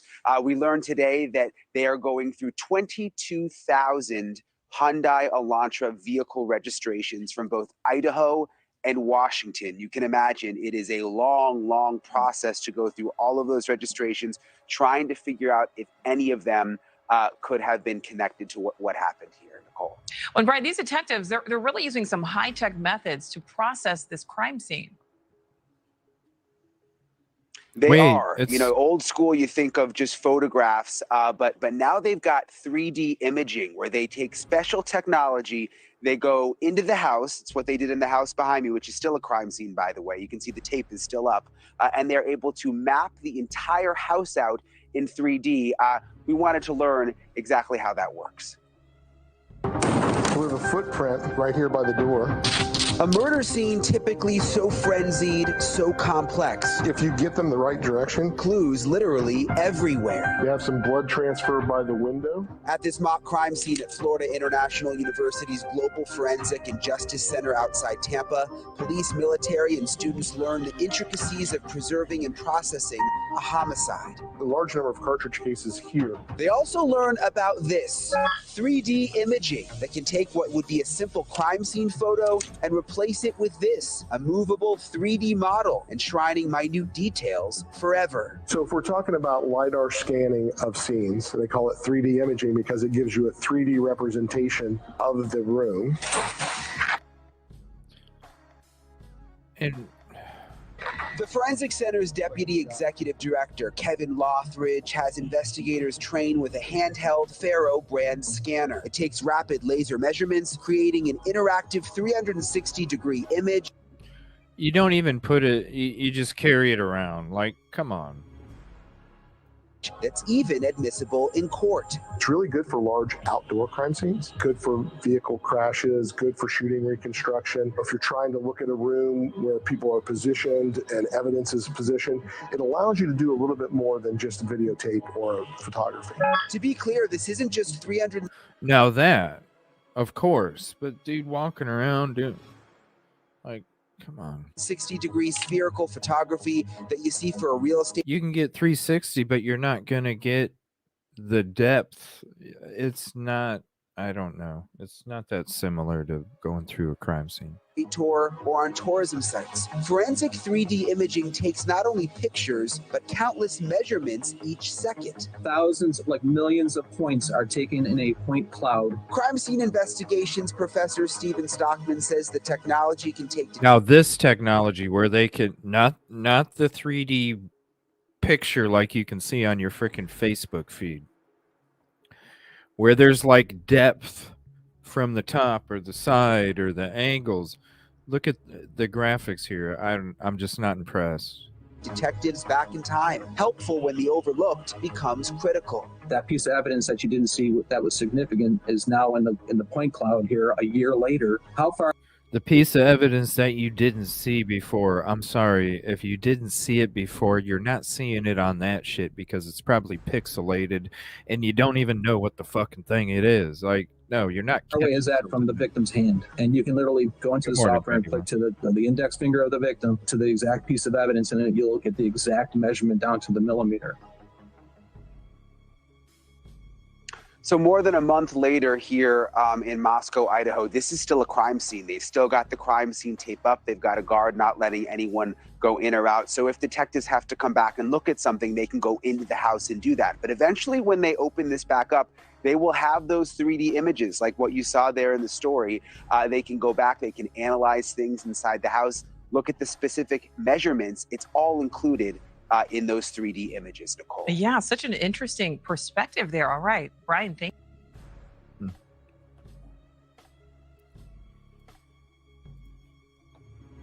Yeah, not very impressive, you know. All right, let me get, where was that other one? This one is Surviving Roommate. So this video was from December 15th. Here's the link to this if you want it again. This is the technology that the court is going to be using for the jurors when it comes to them being able to go through the crime scene. December 15th. No, it's not. It won't even come close at all, for sure. All right, this one is about BK Wanton. This was probably back in March, maybe April. Let's see. April 26th. Yeah. This is back when they were wanting BF to testify for the defense before that shit went down. Let's see what they have to say on this one. Brian C. Koberger, on or about November 13th of 2022 in Latah County, state of Idaho, did unlawfully enter a residence with the intent to commit the felony crime of murder. The maximum penalty for this offense is death or imprisonment for life. It's obviously an emotional time for the family seeing the defendant for the first time. It's usually pretty quiet. You know, we usually don't have anything like this going on in this Poconos. It's just surprising that, you know, we shop, we go to the stores here, and this person was among us. We've got a big development in the Idaho. Pastel. Now, you're going to be in surprise because if you didn't notice it a little bit ago, Vinny isn't wearing a pastel tie. On the next video we're going to watch. Brian C. Koberger. Look at this, the slow movements, the deep music. On or about November 13th of 2022 in Latah County, state of Idaho, did unlawfully enter a residence with the intent to commit the felony crime of murder. The maximum penalty for this offense is death or imprisonment for life. It's obviously an emotional time for the family seeing the defendant for the first time. It's usually pretty quiet. You know, we usually don't have anything like this going on in this Poconos. It's just surprising that, you know, we shop, we go to the stores here, and this person was among us. We've got a big development in the Idaho student's murder case tonight, and it involves the preliminary hearing, which is scheduled for the end of June. This is the hearing where the prosecution has to put up enough evidence to... Because all the confetti, that's why. That's why. Shout out Jules again. If you're just joining the show, Jules put out a great post trying to actually stop the confetti talk. Again, if you're just joining the show, we'll get into this episode in a minute. I'm going to share 4 pictures with you. Please love, retweet the post. Shout out Jules. Appreciate it so much. Please. This is not Ethan. This is not Ethan and Xana. This is not Ethan and Xana. That's not Xana either. That's not Ethan. Stop the confetti, please.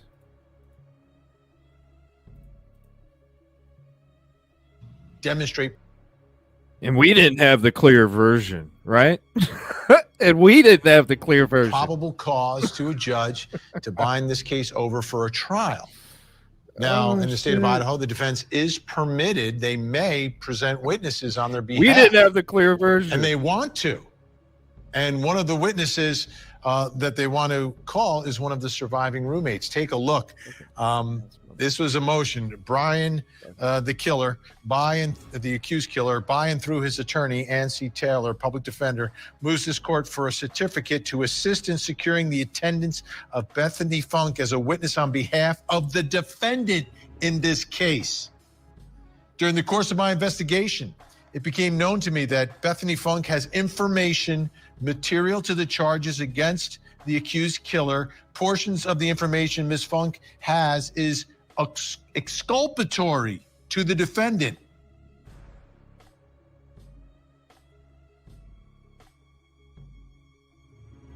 Right, Tiffany? Yeah, we didn't have the clear version. We didn't have the clear version when we were looking at a zoomed in version. We didn't have the clear one. It was obvious. Yo, it should be obvious to your community. Okay. Weird, he done did that back in January, buddy. Ms. Funk's information is unique to her experiences and cannot be provided by another witness. Way ahead of you. Bethany Funk resides in the state of Nevada and is necessary to subpoena this witness because the witness's testimony is material and necessary to the state. Wow. So what is it what is the information that is exculpatory? That's what happens when you drive a car with only a front windshield. You know what I'm saying? Like when all the other ones are closed off and you're just looking through that front windshield and that's it. You're so focused on shit, you're not looking at all the other shit going on the sides. I don't know. That was a pretty damn clear picture to me. I don't know. To the defendant, it's pretty clear that one of the roommates has, at least the defense believes they have. Well, she doesn't want to testify. She has an attorney fighting this subpoena. Take a look. Talk about the community. This affidavit in support of motion for out-of-state service claims that Ms. Funk has information. Excuse me? Yeah, Ms. Funk has is exculpatory to the defendant. These statements are conclusory, without support, and there's no further information or detail pertaining to the substance of the testimony, its materiality, or the alleged exculpatory information of Ms. Funk, or why it would be entertained at a preliminary hearing. There is no authority for an Idaho criminal defendant to summon a Nevada witness to an Idaho matter without a hearing. And there's no authority to summon a Nevada witness to an Idaho matter without a Nevada judge making a finding of materiality, necessity, and the lack of undue hardship. As this court is well aware, a preliminary hearing is limited to a finding of probable cause rather than reasonable doubt, which is the evidentiary burden at trial. Even if Ms. Funk possesses exculpatory evidence, which remains unknown, there is no place or reason to present that evidence at a preliminary hearing. A preliminary hearing requires the state to offer competent evidence to support probable cause and convince the magistrate that a trial should be held, not the issue. Right, because they weren't even going to use BF. They weren't even going to use BF because it didn't even use her in the PCA. There's a reason they're not going to use BF. There's a reason they didn't want to let her talk. There's a reason why all this shit's going on. BF, in my opinion, has the exculpatory evidence. Period. Issue of innocence or they're not. There's a reason they want to talk to her. Hello. Anybody else? There's a reason they want to talk to her. They know. She knows. They know. Thank you, Kib Kitty. Appreciate that. They don't.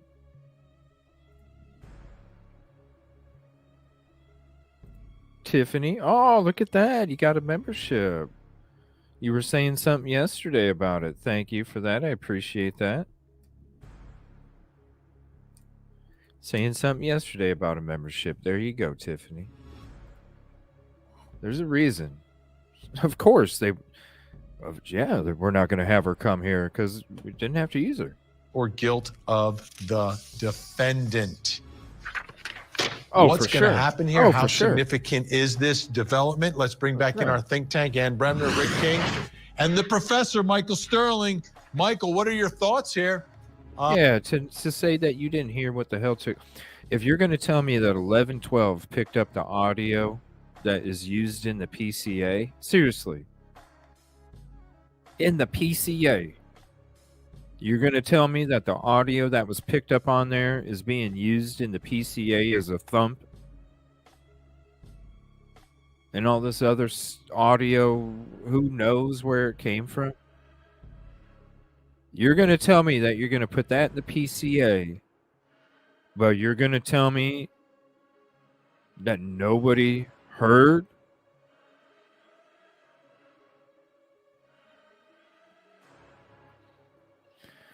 Shit just don't like the video we started off yesterday with. And I made a highlight out of it about the unconscious person. When it came to the unconscious call and some context and background to it, that would make sense, but still not a. You're gonna tell me 1112 picked up sounds, but the roommates couldn't hear that? You out of your damn mind! Out of your damn mind! They had to have known. So they're trying to get the defense. This is unusual, right? The defense is trying to subpoena an out-of-state witness with exculpatory evidence for the prelim. Yeah, I mean, and typically, just for the audience's purposes, preliminary hearings are very limited in scope. There's a lot of hearsay that's allowed, things that happen at preliminary hearings. Oftentimes, they're waived by defense attorneys, and you just, you waive them, you enter a plea, you just sort of accept that it's going to be a probable cause finding. And so to the extent that she has exculpatory information, I disagree with Ms. Funk's attorney. To the degree she has exculpatory information, it could be material to a preliminary hearing if it negates the probable cause finding. So if there is some evidence or some information which we all know that Ms. Funk was one of the key eyewitnesses who came face to face with the killer and who have a very detailed description of what the killer looked like. What? Hold on. What? He's just talking out of his ass. Typically, just for the audience's purposes, preliminary hearings are very limited in scope. There's a lot of hearsay that's allowed, things that happen at preliminary hearings. Oftentimes, they're waived by defense attorneys, and you just, you waive them, you enter a plea, you just sort of accept that it's going to be a probable cause finding. And so to the extent that she has exculpatory information, I disagree with Ms. Funk's attorney. To the degree she has exculpatory information, it could be material to a preliminary hearing if it negates the probable cause finding. So if there is some evidence or some information which we all know that Ms. Funk was one of the key eyewitnesses who came face to face with the killer and who have a very detailed description of what the killer looked like. If she has information that is exculpatory and could negate the finding of probable cause,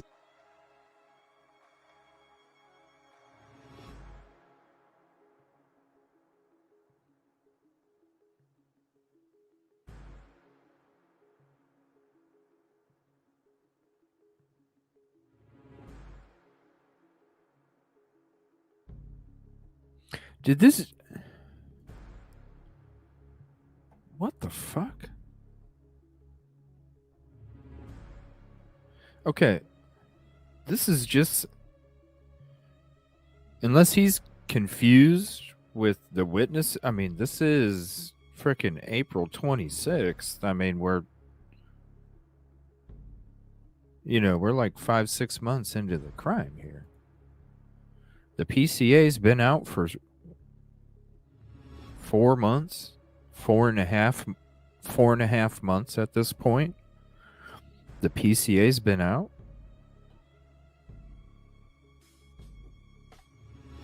He has to be confused with the witnesses. But who? A very detailed description? A very detailed... So bushy eyebrows is a very detailed description? No, a fucking detailed description is, yeah, the person had brown eyes, had a beard, mustache.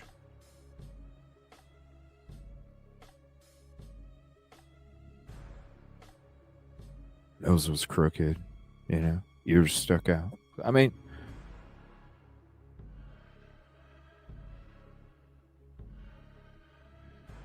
I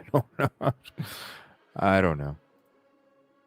That her testimony at prelim could be material, and she could be ultimately summoned to court.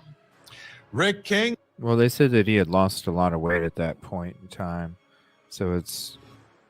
I mean, he looks pretty healthy now, so it got used to the diet. How big of a development is this? I hear the words exculpatory, and as a former prosecutor, I always get palms get a little sweaty at that moment, right? It's a powerful word. Exculpatory is a powerful word, and we don't have those type of hearings here, but I actually agree. Yeah, I mean, and typically, just for the audience's purposes, preliminary hearings are very limited in scope. There's a lot of hearsay that's allowed, things that happen at preliminary hearings.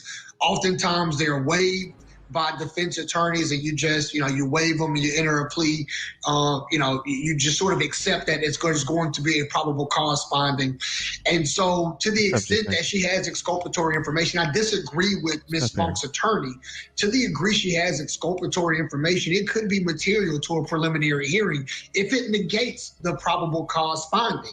So if there is some evidence or some information which we all know that Ms. Funk was one of the key eyewitnesses who came face to face with the killer and who have a very detailed description of what the killer looked like. If she has information that is exculpatory and could negate the finding of probable cause, then her testimony at prelim could be material, and she could be ultimately summoned to court. That's what I think the exculpatory evidence is, Katrina. What's up, Aaron and Detective? Appreciate you hopping in. Everybody else that's hopped in. Peppermint, how you doing? Oh. I think has always been the exculpatory evidence.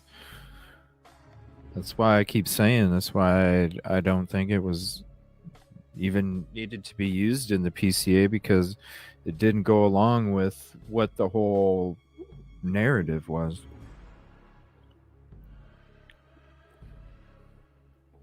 I definitely think that her statement is has exculpatory evidence.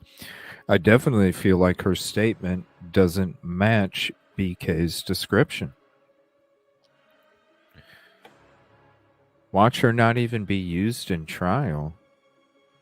The defense is going to have to call her as a witness. Rick King, how big of a development is this? I hear the words exculpatory, and as a former prosecutor, I always get palms get a little sweaty at that moment, right? It's a powerful word.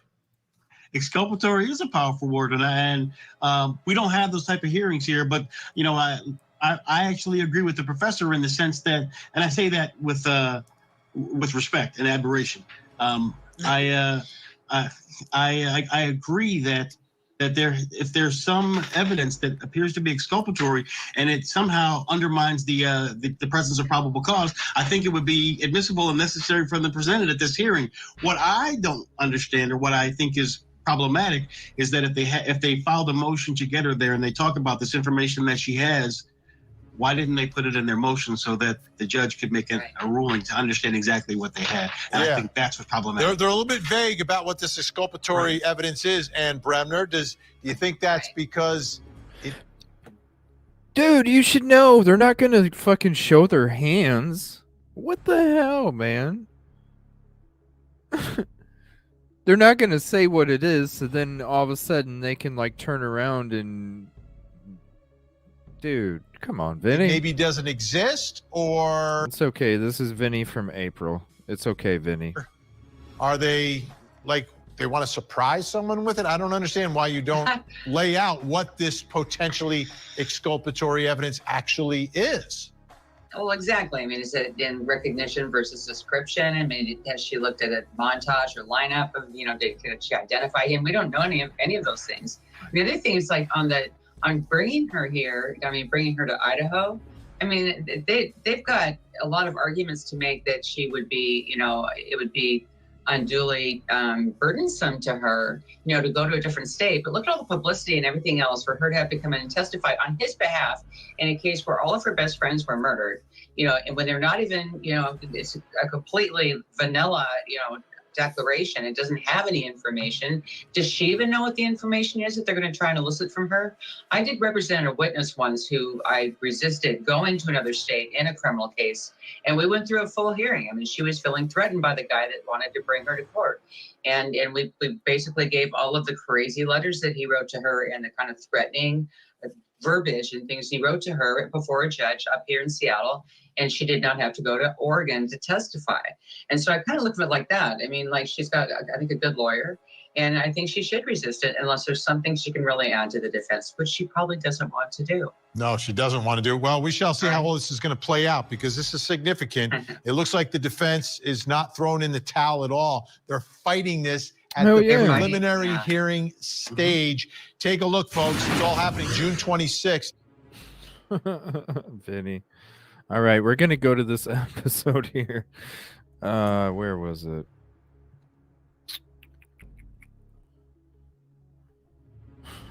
Vinny.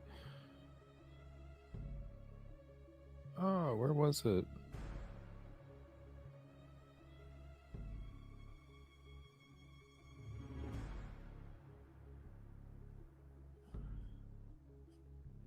Let me just go back. It'll probably come up. Yes. Idaho. There we go. FBI joins manhunt. All right. We're going to hear this. Now, this is literally, let me see. This was just a couple weeks. November 22nd. So 9 days. This is 9 days after the crime took place. What's up, Anna? Thank you for hopping in. Appreciate you. Very cool Instagram post, Anna. The whole, like, that little video with the reflections in the mirrors and stuff like that. Very neat. Very neat. Thank you. So this is back from November 22nd, 2022. And Amsterdam. Yeah. Yeah, appreciate you. CJ just got a text from Vine. Court is still on for... Yes. Yes. Here's the link to this. FBI joins manhunt. I apologize. I'm still not feeling good. I'm just going to go off camera here for a few minutes. I'm going to actually listen to the beginning of this. But I'll be back here in a few. I'll be back on camera here in a few. This is when the FBI joins the manhunt. And look at this. Vinny wore FBI navy blue for the tie. Vinny. Oh, 4 college students murdered you guys. last Thank you for weekend. And the big question, obviously, for What's up, all of this Devil? right now is who did it? Who did it? It's and that's a loaded question, because there's a lot of steps to get to that point. There are so many other unanswered questions, but all of them, as they get answered, will get us closer to answering this question, which is the one, number one, to get that answer for the families, to get some sense of justice and peace of mind for everyone else who's living in this usually safe and quiet college town. If my child was going to school there, I don't know if they'd be returning after Thanksgiving. Now, police have spoken. They're looking for help. They're looking for help. They have asked the public for videos, surveillance. They've put out information just trying to jog people's memories or put some relevance on certain times and places if people saw, heard, or noticed anything. And when police are looking for help, that tells me they don't have all the answers. You know, they won't tell us everything that they know. They won't tell us everything they're thinking. They won't tell us everything they suspect. But by asking for more help, more tips, more information, more potential evidence, it tells me they don't have all the answers yet. And they've called in for help from the public and the local police, obviously overwhelmed by this situation on two fronts. One, the investigation. Two, the security of the campus and the students and the residents, not knowing who is responsible for this. Now, the chief spoke at a press conference yesterday and not saying much, not saying a whole lot. A lot of the reporting leading up to this moment were things that we knew or had heard, and he confirmed, which is important. It's very important. Like you hear that, okay, we're hearing reports that this was done or that was done or this was seen or this person said that. When the chief comes out and confirms it, that's important because, okay, now we can put more weight on that information. But it was a very guarded press conference where the chief obviously knew more than he could say, but really wanted to limit the amount of information that was being released. But he did. Vinny, your support is so amazing. It was only 9 days later.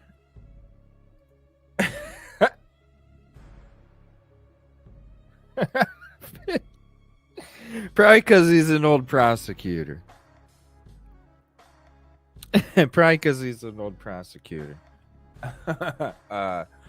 There's a reason they didn't say much, sir. It's because they didn't know much. I gotta show that video.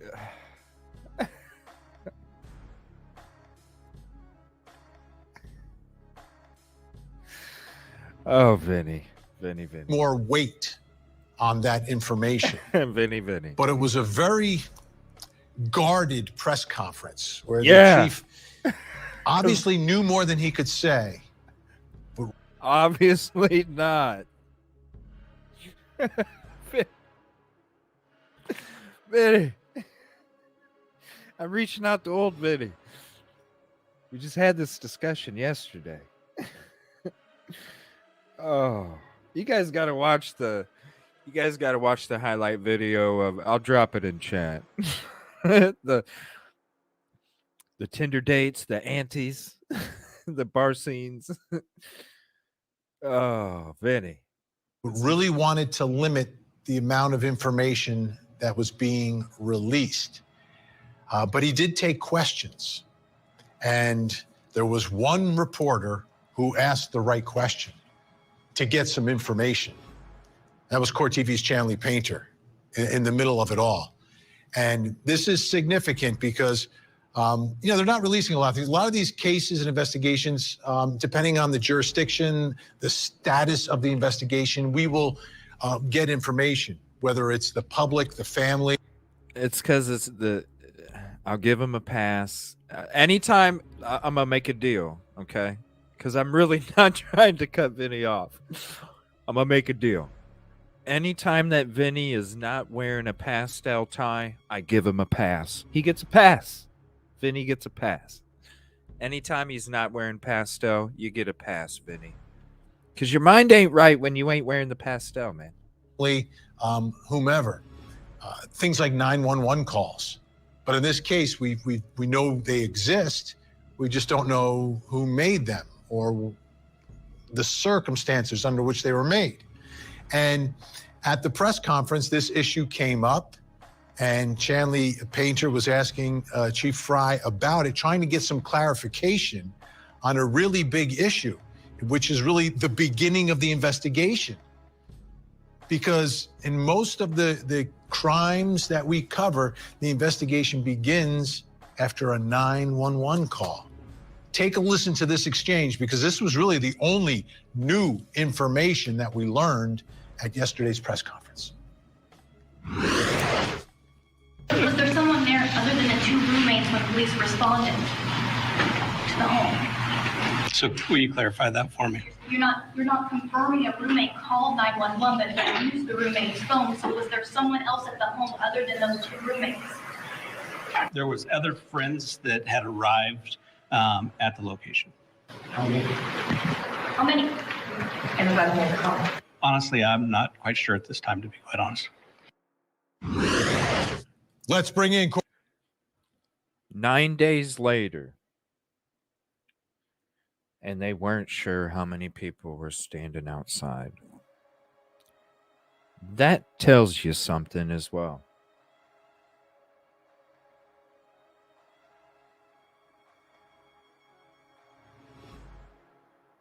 That tells you something as well.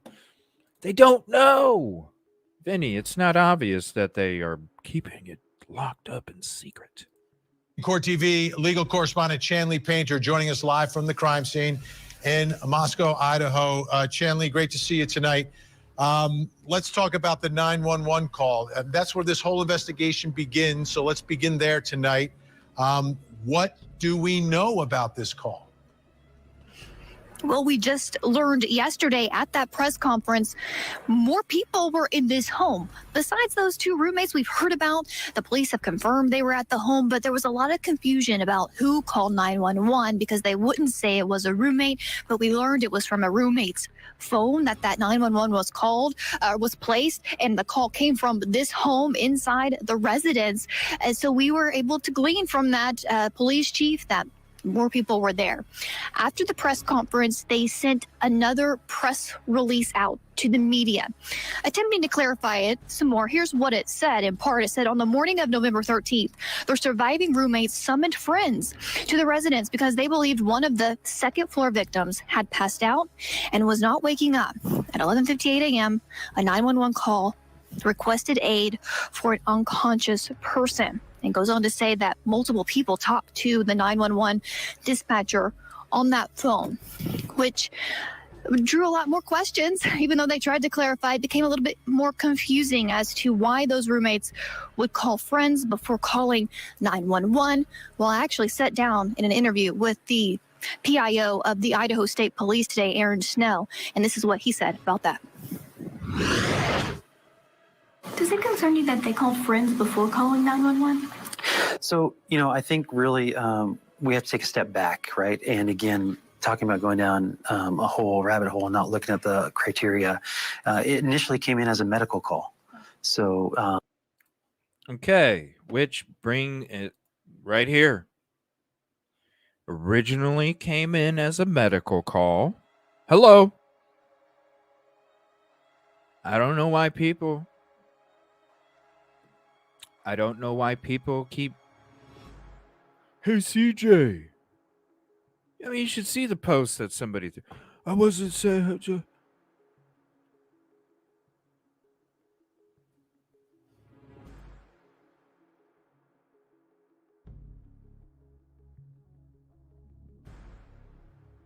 Hey, CJ. Listen. This right here makes perfect sense.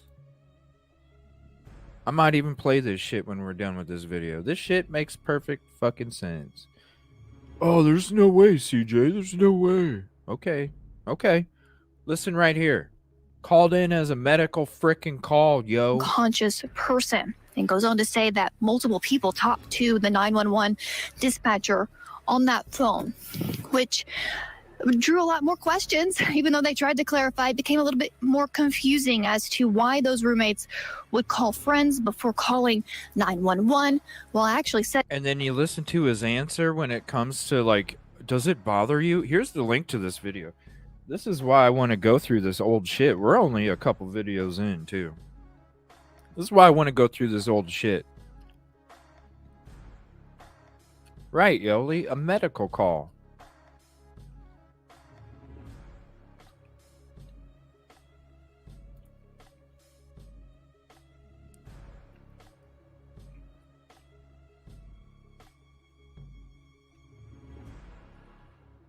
Here's a link for it. It's right here. And then listen to this guy's response. Well, we're not trying to go down a rabbit hole. Are you fucking serious, dude? 9 days ago, you had 4 people brutally unalived in a small-ass community where the shit don't happen. We're not trying to go down any rabbit hole. You probably should, because the victims deserve 150% effort. Probably should go down the rabbit hole 9 days after, considering you don't know shit, no? Look at his down response. in an interview with the PIO of the Idaho State Police today, Aaron Snell, and this is what he said about that. Does it concern you that they called friends before calling 911? So, I think really we have to take a step back, right? And again, talking about going down a whole rabbit hole and not looking at the criteria, it initially came in as a medical call. So, based on that, the roommates believed apparently that, the roommate, there was some sort of medical emergency. So that's what the initial call came in. When the officers arrived, obviously that changed. And so, if we try and pick what we want to look at, then I think we'll miss the other information. For real, dude.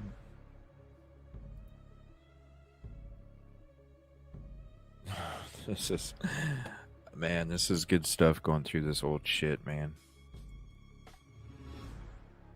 Right here. It just solidifies that video I made yesterday. Come on, everybody. Not you guys. You guys know. I'm talking about all the other fucking people. I asked him, are you worried about contaminating the scene? He says he has his faith and trust in his crime scene investigators, those that responded to the scene, to make sure that will not happen.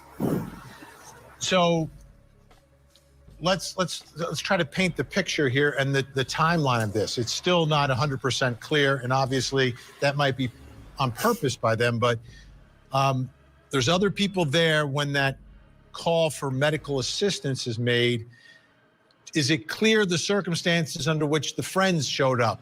Did they show up knowing there was a problem, or did they show up just because they were showing up? Like maybe the girls downstairs or young women downstairs woke up and called their friend and said, hey, what do you want to do today? Or they just showed up because they show up on Sunday, maybe to go to breakfast, brunch, whatever. Is that part clear yet?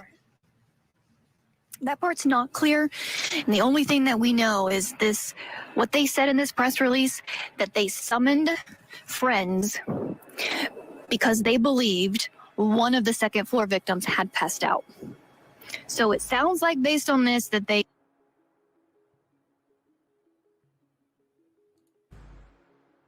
did go to breakfast, brunch, whatever. Is that part clear yet? That part's not clear. And the only thing that we know is what they said in this press release, that they summoned friends because they believed one of the second floor victims had passed out.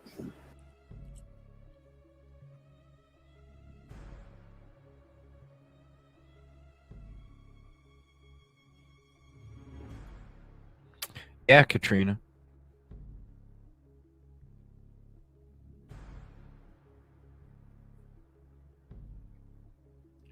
Really?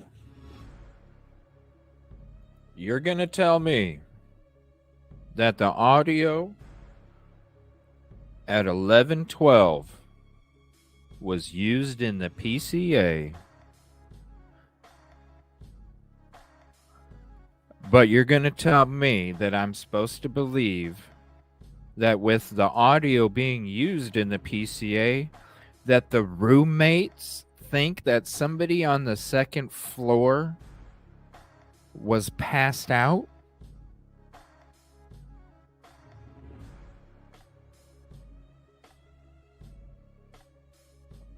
It doesn't make sense, Anna. Especially if you say that there's audio at 11:12 that's used in the PCA as part. I mean, how in the hell does nobody, if it's as messy as the coroner says,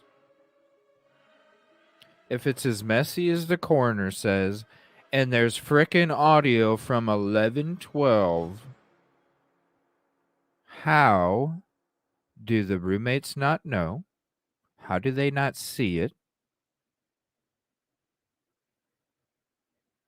How is it being called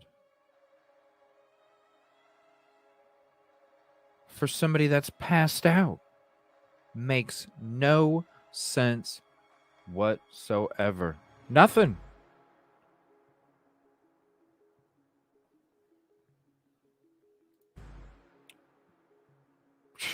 This is crazy. Show up just because they were showing up. Like maybe the girls downstairs or young women downstairs woke up and called their friend, said, hey, what do you want to do today? Or they just showed up because they show up on Sunday, maybe to go to breakfast, brunch, whatever.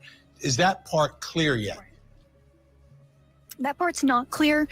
And the only thing that we know is this, what they said in this press release, that they summoned friends because they believed one of the second floor victims had passed out. So it sounds like based on this that they called friends to help them with the second floor victim who they thought had passed out, Vinny. But that's all we're getting as of right now. That's there's a lot to unpack here. All right, Chanley. Right, yeah, but a couple minutes ago, it's so obvious that they're holding all this information back. No, they don't frickin' know, man. Rangers with us. They don't even know how many people were standing outside. When you don't even know how many people are standing outside 9 days after the frickin' crime took place, yo! It should be obvious to you, Vinny, that it's obvious that they don't know what the fuck they're talking about or didn't. Folks, and we're doing this all night for the next 2 hours, plus our breaking news out of Georgia. Let me bring in my guests to join this conversation. In Columbia, South Carolina, retired medical examiner, forensic pathologist, former law enforcement officer. Ooh, look who we got on the top of the panel there, top right. Hell yeah, she's awesome. Dr. Michelle Dupree is with Michelle us. Dupree, in Salt Lake City, everybody. Utah, private investigator Jason Jensen. Yeah, and in Los Michelle Angeles, Dupree. California, forensic psychiatrist, trial expert witness, and columnist of Inside the Criminal Mind, Dr. Carol Lieberman. Great to see everyone. Dr. Dupree, let me start with you first.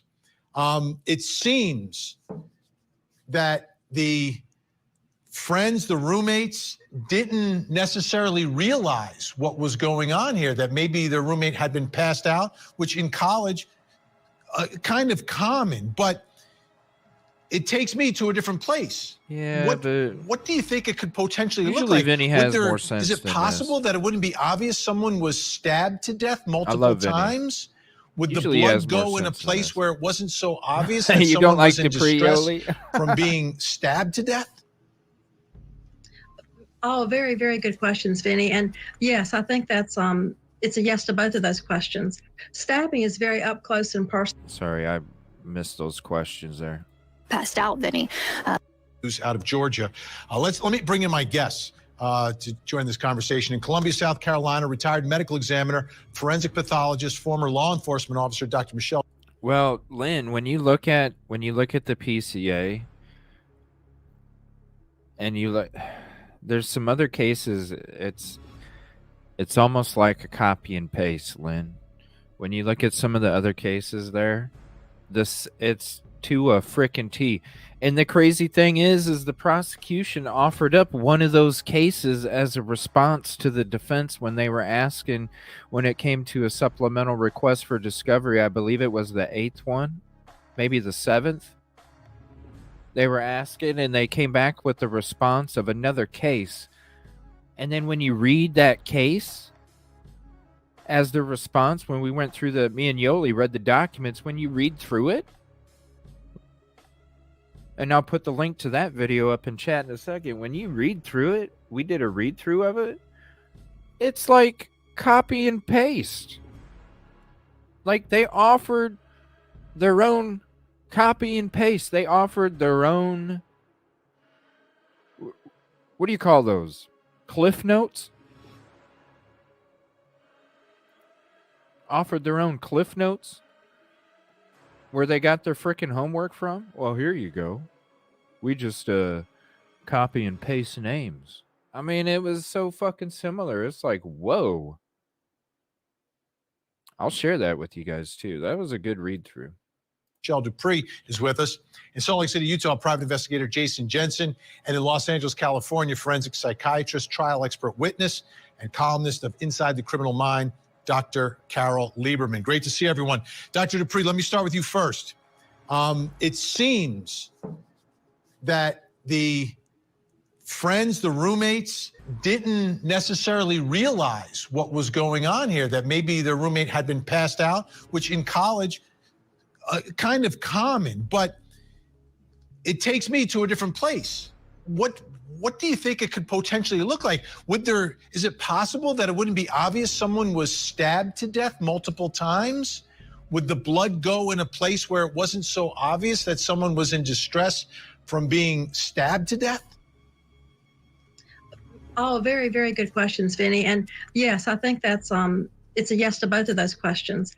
Stabbing is very up close and personal. And if these people were caught off guard, perhaps they were asleep, at least some of them were asleep, they wouldn't make noise. It was a 3-story house. So it would not be uncommon, I think, to imagine that they did not hear anything. But how about the blood? They wake up in the morning and they go upstairs and they see someone passed out. Come on. You're looking at someone who's passed out. It wouldn't be obvious that they've been stabbed to death? Was it possible that it wouldn't be a bloody scene? They didn't have the PCA back then. It probably was a bloody scene, but it may have not been a bloody scene right where that person was. If they were stabbed in a bed, for example, the bed would absorb most of it. If they were face down, again, they may not see that blood. And again, it's not something that you expect. The most common thing you expect is that someone's probably just passed out. And so not seeing the blood, I'm not surprised by that. Dr. Carol Lieberman, are you surprised? Someone wakes up in the morning, you don't expect to find your roommate stabbed to death or 4 of your roommates stabbed to death, especially since you slept through the night and you didn't hear anything. Is it possible that they wouldn't perceive what was actually in front of them? I think there is something fishy with those 2 survivors.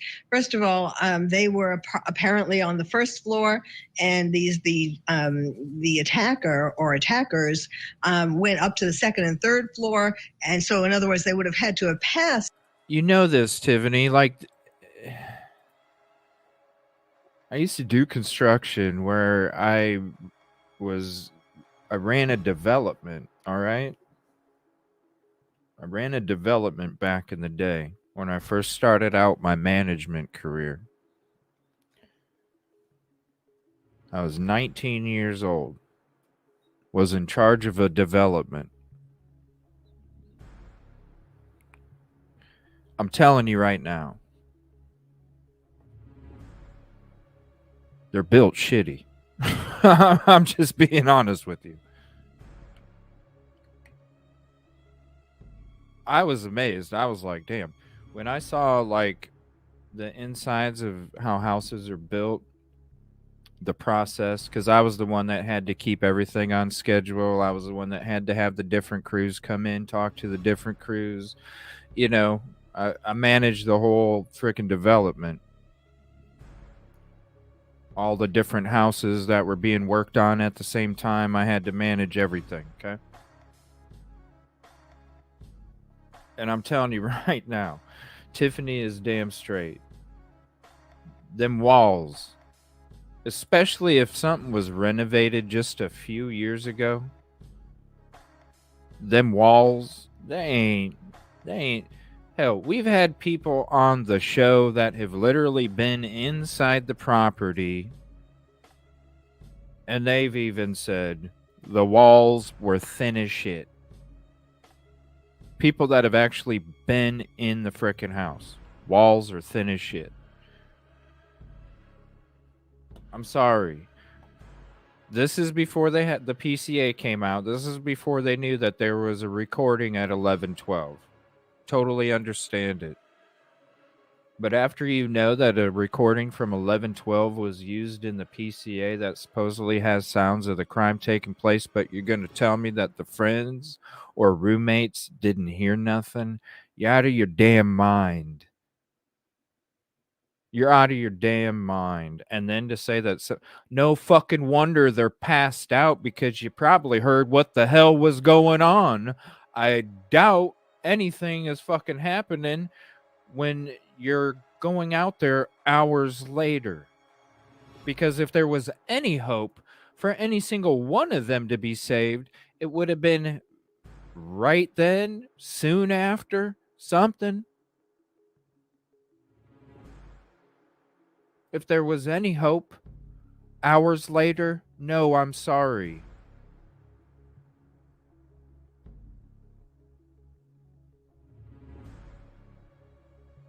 Maybe I'm just, I don't know.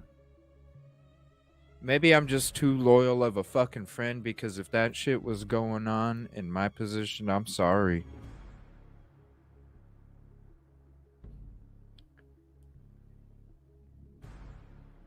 I'm not going to just sit there.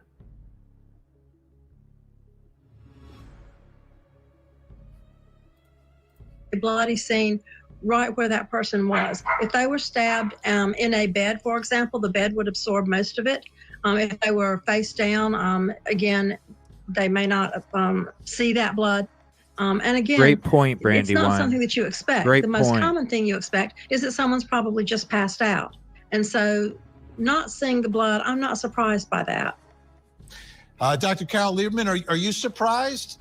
Someone wakes up in the morning, you don't expect to find your roommate stabbed to death or four of your roommates stabbed. Well, of course, it was called in for somebody that was passed out on the second floor, because the footprint that they're talking about, they didn't even notice until they came back in the crime scene again and did another run through, and then went with the black light and went, oh shit, there's a footprint, everybody. It's no wonder it was called in for an unconscious, because you couldn't see the bloody footprint. You had to use the spray and the light. Stabbed to death, especially since you slept through the night and you didn't hear anything. Is it possible that they wouldn't perceive what was actually in front of them? I think there is something fishy with those two survivors. First of all, they were apparently on the first floor, and the attacker or attackers went up to the second and third floor, and so in other words, they would have had to have passed the rooms where. Well, not necessarily. Depends where you enter. It's a strange house. There's a sliding door on that second level that we're going to talk about more tonight. But yes, okay. But the police, people have been describing this as incredibly the worst bloody or the bloodiest scene that I've ever seen. They've been describing this the coroner, the scene of the four victims, as being so bloody. So it doesn't really make sense to me that that this person would have thought that the person was just unconscious. And even if they did, why do you call your friends instead of calling for medical help, calling 911 right away? Speech. Vinny, you better respond after that. Here's the link to this video again if you want it for your playlist or your records. Always about sharing this. There's the link for you. Speech right here. Speaking of Commercial Zone, I can't wait. 11 o'clock Eastern, Friday. We're going to have a Conversations with CJ episode, and we're going to be having Commercial Zone on. I'm so excited. I can't wait. It's been a long time since we sat down and talked.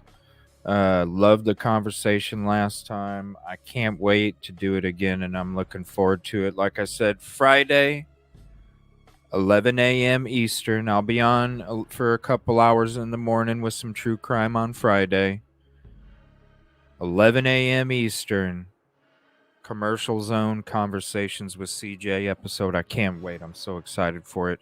Commercial Zone, I appreciate you so much, and thank you so much for all your support. I really appreciate it.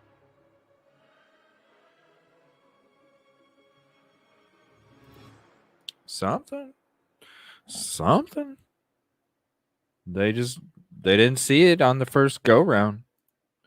They had to come back in with the and the light. Oh shit, we missed a footprint, y'all.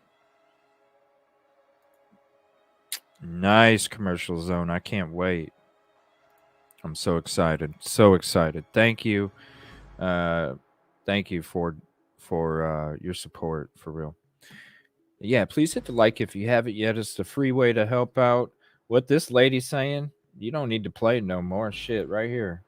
This is the damn truth right here. Vinny, you got to say something. You got to say something after that. Someone wakes up in the morning, you don't expect to find your roommate stabbed to death or 4 of your roommates stabbed to death, especially since you slept through the night and you didn't hear anything. Is it possible that they wouldn't perceive what was actually in front of them? I think there is something fishy with those two survivors. First of all, they were apparently on the first floor, and the attacker or attackers went up to the second and third floor, and so in other words, they would have had to have passed the rooms where. Well, not necessarily. Depends where you enter. It's a strange house. There's a sliding door on that second level that we're going to talk about more tonight. But yes, okay. But the police, people on, have Vinny. been describing this as incredibly the worst bloody or the bloodiest scene that I've ever seen. You know, they've been describing this the scene of the 4 victims as being so bloody. So it doesn't really make sense to me that that this person would have thought that the person was just unconscious. And even if they did, why do you call your friends instead of calling for medical help, calling 911 right away? Jason Jensen, your thoughts about Vinny. this issue, because this. He didn't even answer it, yo. Come on. This is significant. This is where the investigation actually begins, with this first call and the first people to notice the victims of the case. Right. Well, I've seen plenty of cases where there was an anterior injury where they then landed on their back, and so they bled into their chest cavity rather than externally. So if the body was lying in that scenario, then it's entirely possible that they didn't see a large volume of blood and assumed that they were laying in the hallway like they passed out. So unless we know the exact situation of the victim, how they were, laid out in the scene, we can just assume there's nothing too nefarious about that. There's some that did not trigger a response to law enforcement about that. Otherwise, they would have investigated the roommates a little bit more thoroughly, or the friends. I think it just happened to be one where these are untrained college students, and they didn't realize what they were looking at when they saw somebody non-responsive to some kind of, attempts to wake them up. Okay, guests are staying with us this entire hour, and when we come back, Chanley Painter, again, live in Idaho, is going to take us around the home. How could someone, the killer, get in and escape from this scene? And what are the different ways? Where could they park a car? Where could they walk in? We'll take a look at that very closely. Plus, coming up next hour. In Moscow, Idaho, the search for a killer continues as the state and local police join forces with the FBI to continue to search for who is responsible for the horrific stabbing murders of 4 University of Idaho students. Tonight, we are asking the important questions. What is the timeline. On the evening of November 12th, Ethan and Xana attended a party here at the Sigma Chi fraternity home. At 10 p.m. on the other side of campus, Kaylee and Maddie are seen together here at the Corner Club in downtown Moscow. 0095.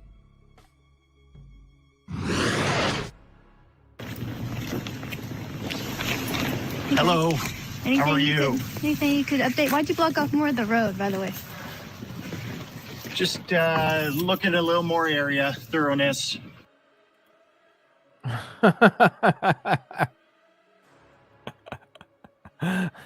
For real?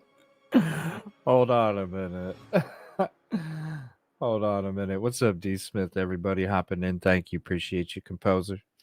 Is the timeline. Oh, we're just On the looking more evening of November 12th, Ethan and Xana attended a party here at the Sigma Chi fraternity home. At 10 p.m. on the other side of campus, Kaylee and Maddie are seen together here at the Corner Club She in does such downtown a great Moscow. job. She does such a great job reporting. 0095. 0095.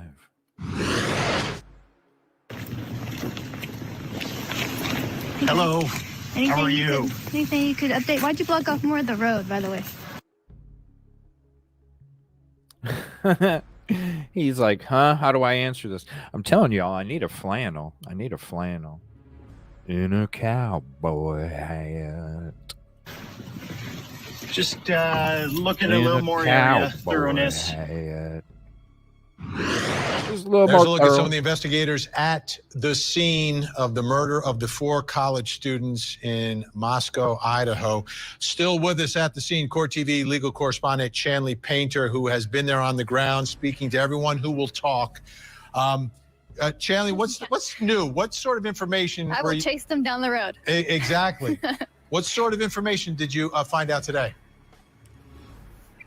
Well, as soon as I arrived to the home here, I noticed they expanded this crime scene to an area you and I have been talking extensively about, Vinny, and that's what's behind. Okay, so again, this is November 22nd. This is 9 days after the crime took place. I'm a brownstone cowboy, right? 79, yeah. Flannel season. I know, I should, right? I should, right? I should. Maybe I'll go get a couple flannels today because I have to go to the store after the show. So maybe I'll go pick up a couple flannels today and I'll wear a flannel tomorrow. I need a damn cowboy hat though. One of these days I'm gonna show up on the show with a cowboy hat and a flannel. Damn straight. Oh, I'm gonna do it. And you know what? I'm gonna take you guys to the store with me so y'all can help me pick out my cowboy hat. Okay, I'll live stream when I go to the store. I'll live stream when I go to the store, and y'all can help vote on what fucking cowboy hat I get, okay? Because you guys are gonna be the ones that are seeing it, so it's gonna be on the show. So I'll I'll take you guys to the store with me I'll take you guys to the store with me. I'm not making fun of flannels. I'm gonna wear a flannel. It's flannel season. That'll be, I'm always used to wearing hoodies. That's going to be the new addition to my clothing is going to be my flannels.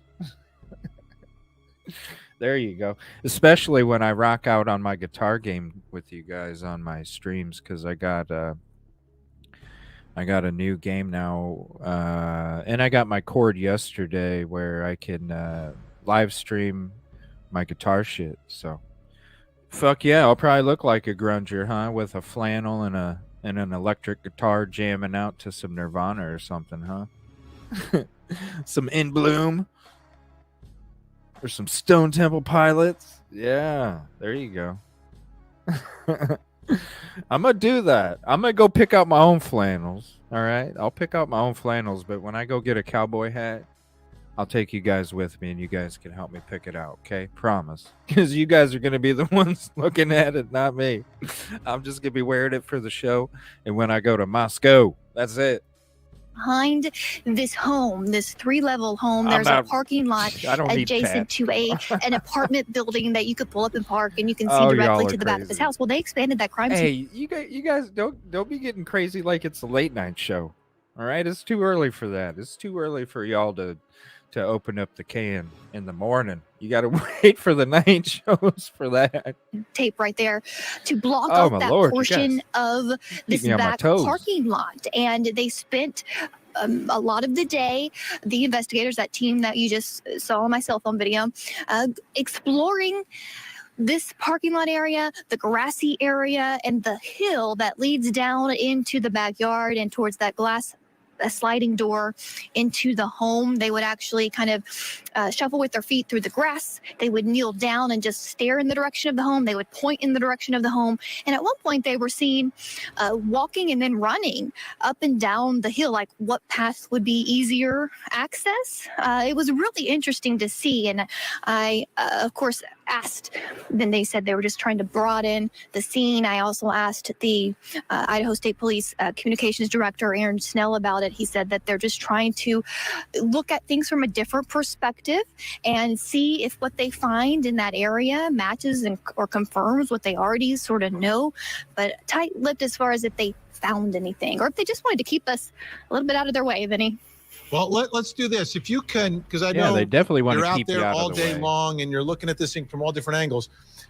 You're on the ground there. Can you sort of take us for a tour of the area around the house so we could have a better understanding of how someone could get into the house and get out of this crime scene?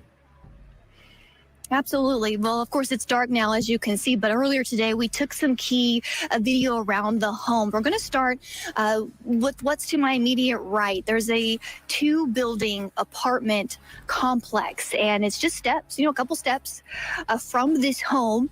And again, like I've told you, we're on a dead-end street. The street comes in front of this home and then around this apartment complex parking area and then back out to a main road. So here's what it looks like from our camera. So if you're standing at this apartment complex, maybe at the window of the first neighbor here to my right, this is what you kind of can see of the home. You can see there's lots of cars parked there because media here, but you can see the entire side of the home up close. Now, if you move to kind of back towards the front of the home to my left side, we're surrounded by multi-level, multi-residence type homes in this area. And we also took a view from that angle as well. So there's a blue house highlighted there on the map, as you can see. And then we also have the video of, if our photographer stood there, here's what you can see of the crime scene from that angle as well. You can see the blue house. And it's towards the front. You see the victim's vehicles, the police cars, the windows on all 3 levels. Some don't have window coverings. And then another angle we wanted to show our viewers is around the opposite side that we don't show a lot because there are houses that share kind of a yard. There's a fence that separates the yards of those houses highlighted in yellow to the backyard of the crime scene highlighted on this map. And our camera from that angle looked towards this crime scene. You could see a really good depiction of the 3 levels of this home. You can see how it's built into the side of the hill, how the second level would be where the glass sliding door window is right there, and then the 3rd level as well. And the very back, it's wooded. There's a house on up the hill with a fence as well, with lots of foliage around in the area. But virtually, if I wanted to, but for the crime scene tape, walk in any direction except for the fenced-in backyards of the houses to my left, I could really go any direction, especially if I had on some, hiking boots, Vinny. The fences, just to clarify what we just saw with the fencing there, does the fence prevent you from getting to the house where the murders took place, or do the fences prevent you from getting into the backyard of the neighboring houses? Those are the fences for the neighboring house's backyard. The crime scene home does not have any fences. You can see where maybe there used to be a fence, but the only mark of the property line is that fence for the neighbor's house. There's no complete fence here around this home, Vinny, so you could walk all the way around it. It would prevent you from walking into the neighbor's private property. Okay, that clarifies a lot for me. So there are many ways to access this home. You don't just have to pull up in front. That's a pretty good walk around there.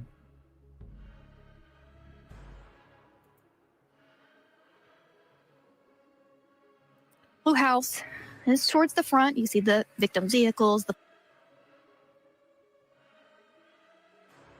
police cars, the windows on all 3 levels. Some back of the house showing there's no camera hanging off the back of the house. This is a good video right here. It's showing everything.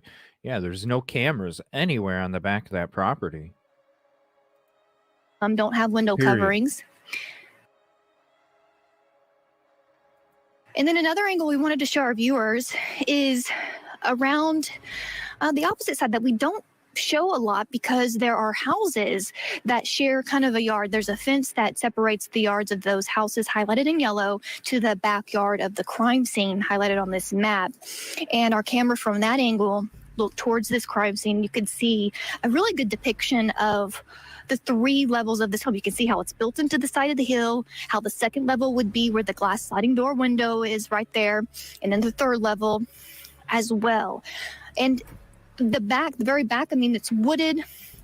There's a house on up the hill with a fence as well, with lots of foliage around in the area. But virtually, if I wanted to, but for the crime scene tape, walk in any direction except for the fenced-in backyards of the houses to my left, I could really go any direction, especially if I had on some, hiking boots, Vinny. The fences, just to clarify what we just saw with the fencing there, does the fence prevent you from getting to the house where the murders took place, or do the fences prevent you from getting into the backyard of the neighboring houses?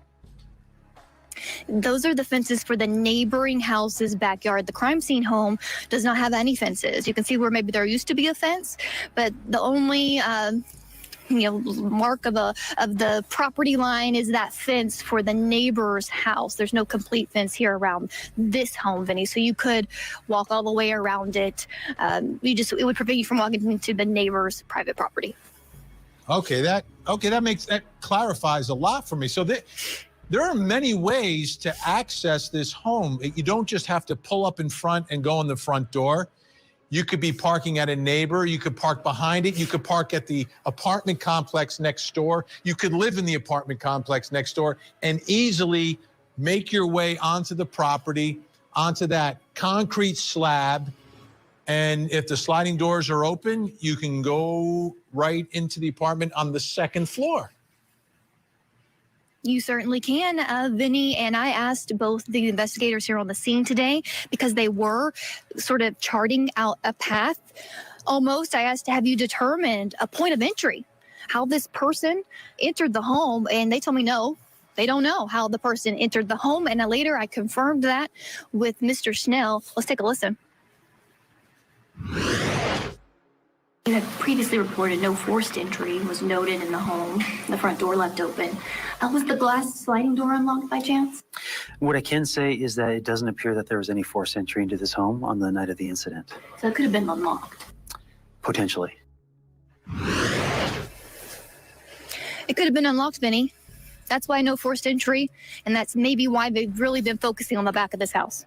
Wow. All right, let's bring back in our guest, get some reaction. Dr. Michelle. Focusing on the back of the house, not too much, because they didn't check the roof that's outside of Ethan and Zaina's window, and they definitely didn't check the ladder. I mean, that was used to, close off the crime scene there. Dupree, Jason Jensen, Dr. I mean, shit, we just saw a video a little bit ago back in March where they didn't even remove it. It was still there. Carol Lieberman. Jason Jensen, I'll begin with you.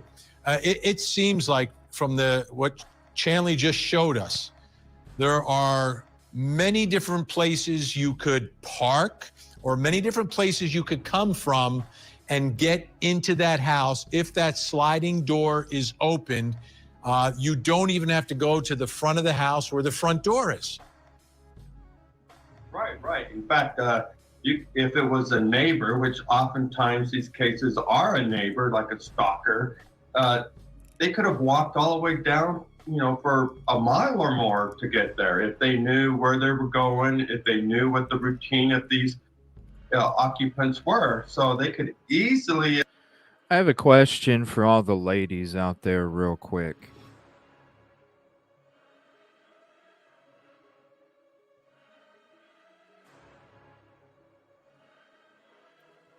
If you just move to a neighborhood, ladies, and some dude living by you came up from across the street to introduce and offered you a half a bottle of cooking wine, would you say, fuck yeah, man? I'm just curious. Walk through the sliding glass Fuck door yeah, on the man. back side, because this is No. a multi-resident building where oftentimes they don't lock in sleepy towns like Moscow, Idaho. No. Let me ask you, Dr. Carol Lieberman, couple different ways, right? It could be someone who is stalking Laura? and waiting for the moment to pounce. This doesn't strike me as a place where someone would randomly come across this house and say, I think I'll just walk into this house. So the fact that they keep saying targeted, the more we explore, the more sense that makes to me that at a minimum, there was some target of this home. Hell fucking no. Yes. Now, one of the interesting things is that one of the girls, Kaylee, had posted on Instagram a picture of the four of them. And she said, one lucky girl to be surrounded by these three people every day. Now, if they were targeting her, this would be a way to get to not only target her or to get back at her, but to kill all four of them. I don't know. That's just one extraneous or one thought. I mean, there's so many different possibilities. They've already ruled out, however, the driver that drove them to their home, and they're ruling out. Another interesting aspect is calling Jack, the boyfriend, the ex-boyfriend, who the families are saying could not have done anything. But, it's interesting to wonder, the two girls called him just not that long before they were attacked. And so you wonder, was it because they saw something, somebody following them, and they thought he could come help? Or did they think that he knew this person and he could talk to them and tell them not to hurt them? These are two little bits that seem like interesting paths to follow. This is a good video. Again, here's the link, because there's a lot of truth from this lady. And she's right.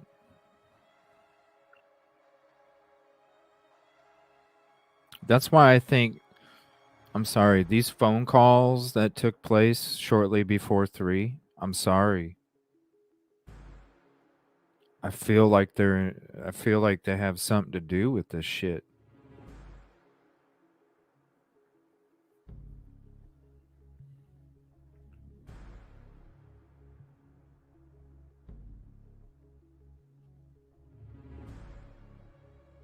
Whether it was what was said to Jack or Adam, or they heard something. That's why I always thought that this timeline was it was a morph of two. My timeline is the first timeline they came out with, and then had the second timeline added on to the first timeline. Because the first one they said was 3 to 4. Then they said 4 to 425. I'm saying 3 to 425.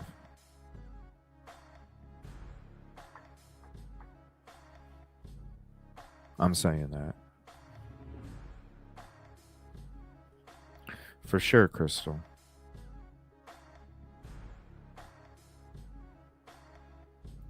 Mm-hmm.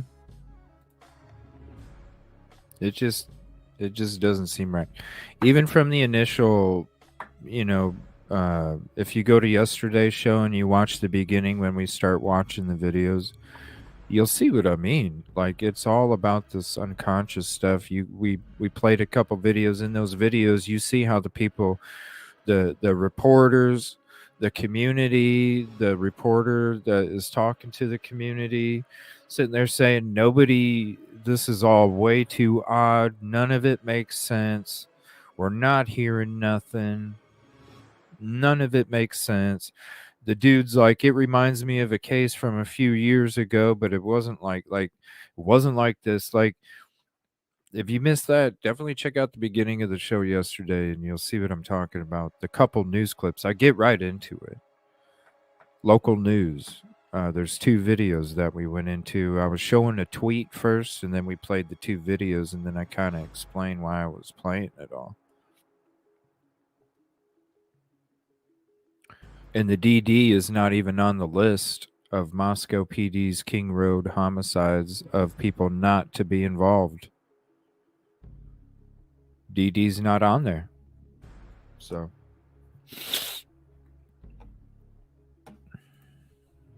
But this lady's speaking a lot of truth in this one. Oh. Those calls, Absolutely. for sure. All right. We've got more to get to tonight on the program. Number one, we've got breaking news out of Georgia. We've got an arrest in the case involving a missing toddler, Quentin Simon. His mother arrested today. Julie Janae will join us with all the details coming up. I forgot this is old as shit. This is November 22nd. I was like, oh my gosh, they got new developments in that poor... Oh, damn. Pulled at my heartstrings there. That poor boy. Now. Frickin' that mom, I tell you.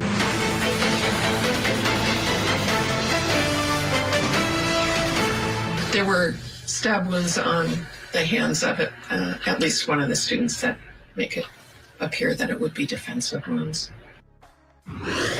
That's the coroner describing some of the wounds of one of the victims in the University of Idaho stabbing case. 4 students murdered inside their off-campus home, but barely off-campus. I mean, campus is like 1 block away. I want you to take a listen. This is Captain Lanier here talking about the autopsies. We know that the autopsies confirmed the identity of the 4 victims, determined the cause and manner of death as a homicide by stabbing, and determined that it was likely all 4 victims were asleep during the attack. Some of the victims had defensive wounds, and each victim was stabbed multiple times. There was no sign of sexual assault. Not a lot of information, but some very important information when you're trying to profile who could have done this. Chanley Painter, Court TV legal correspondent, still with us out in Moscow, Idaho. Was there any indication from investigators about knowing or understanding the order in which the victims were killed, where they were located in the house precisely? Well, we know 2 were on the 2nd floor, 2 were on the 3rd floor, Vinny, and they aren't revealing the order or who. Yeah, you're right, commercial, because they even leaned over the rail. They even leaned over the rail. Here, I'll show you guys real quick. Right here.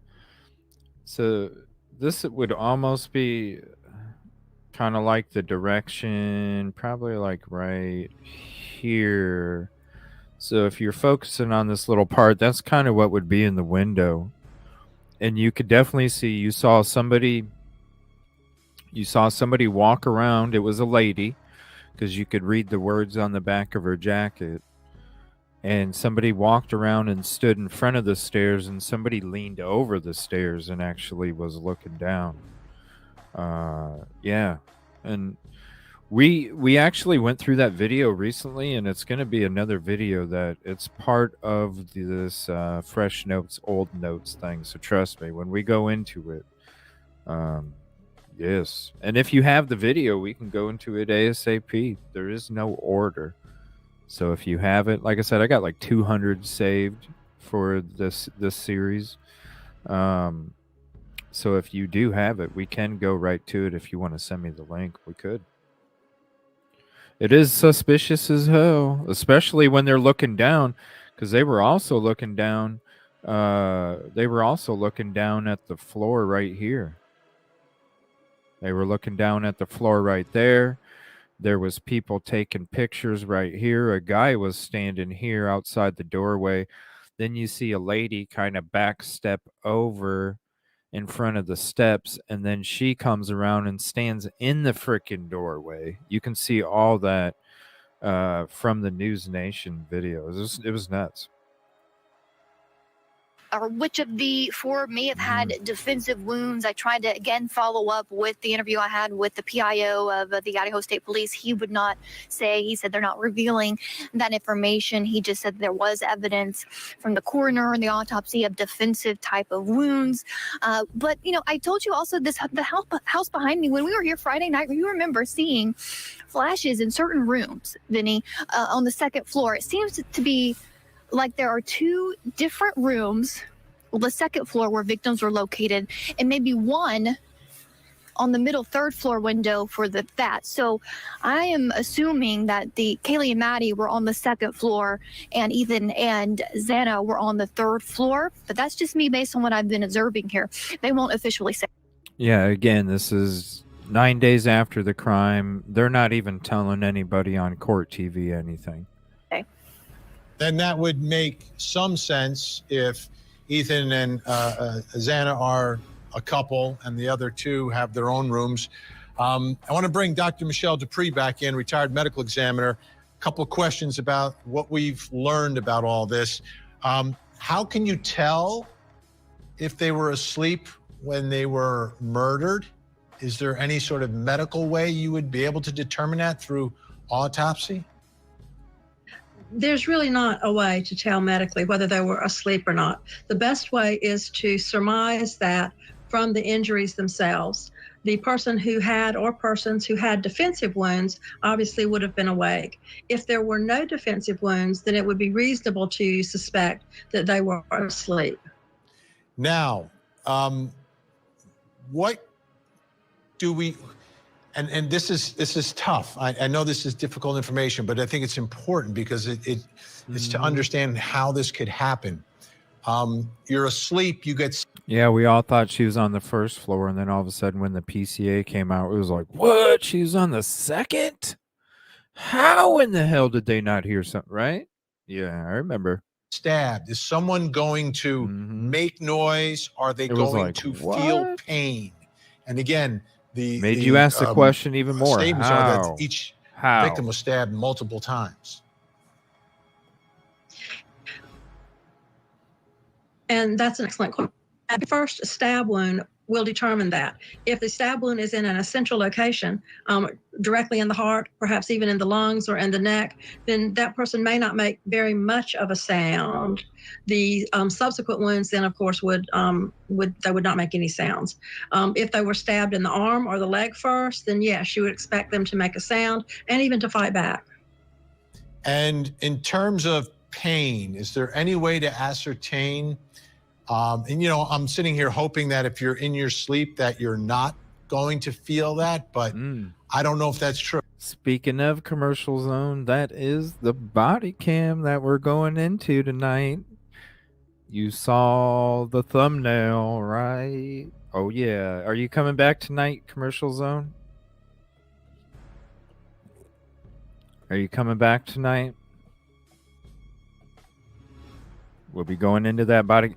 That's why we went into the body cam last night with part of the thumbnail.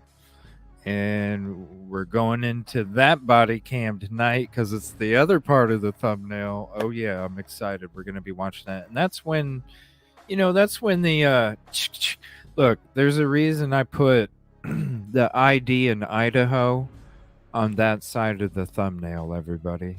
It's just a little hidden Easter egg in my thumbnail. You'll see what I'm saying if you look at the thumbnail. I always have little Easter eggs in all my shit. I just don't tell you guys what they are. They're just little things that I should start telling you guys. I don't know. I think it's just fun. I think it's fun if somebody notices it and then messages me and says, "Hey, that's pretty clever." I'm like, "Hey, it's a sleuthing game." You know what I mean? Like, who can sleuth the thumbnail and see what the hidden Easter egg is on my thumbnail for the episode? It's just the way my mind works. Sorry. True. No, just being asleep will not prevent you from feeling pain. Sharp force injuries are painful. And again, depending on where that sharp force injury occurs, there'll be more or less pain, but there's definitely pain involved. Let's get back to the defensive wounds. Would the person have to be fully awake, or could you kind of be a little groggy and you get that first stab wound that's not fatal, and then your body sort of reacts before you're even conscious of what's really happening? I'll show you. Yes, guys. that is absolutely entirely possible. You may be groggy, you may be slowed reactions for several reasons. And so, yes, Of course. you could do that. Of And course. the other thing is that, again, this is very up close and personal. And so once that first stab wound happens, that person is likely to try and fight back if that was not a fatal wound to begin with. Dr. Carol Lieberman, let me ask you about something that Captain Lanier said. There was no sign of sexual assault. Should we still be looking at sex offenders in the area, even though no one was apparently sexually assaulted in this attack? Or what other type of person are we looking for? Well, I wouldn't rule anyone out at this point, but one thing that is sort of obvious is that these 4 students would have, the girls were very attractive, wholesome. The boy, they were all very active in the school. They were people that other students or people who knew them or saw them could have been very jealous of them. And whether it's a spurned lover for one of the girls, or whether it's just, somebody who just, an incel, perhaps. Not the whole incel theory. And, this is what I want to say when it comes to DM's statement, everybody. And I've always said this since the PCA. We don't even know. I'm not even saying DM said that. When you look at the verbiage, because it's all about the verbiage, right? All about the verbiage. Especially when we're going through these fresh notes, old notes series here, is definitely about the verbiage. With the verbiage in the PCA, the fact that bushy eyebrows is mentioned a couple times the way it is, one in a statement, one on another page, when it comes to talking about the vehicle. Ooh, somebody's got a white Elantra. Bushy eyebrows on the driver's license photo. So to me, is that a common phrase from the person that is writing the PCA? Is the common phrase clad in black from someone writing the PCA?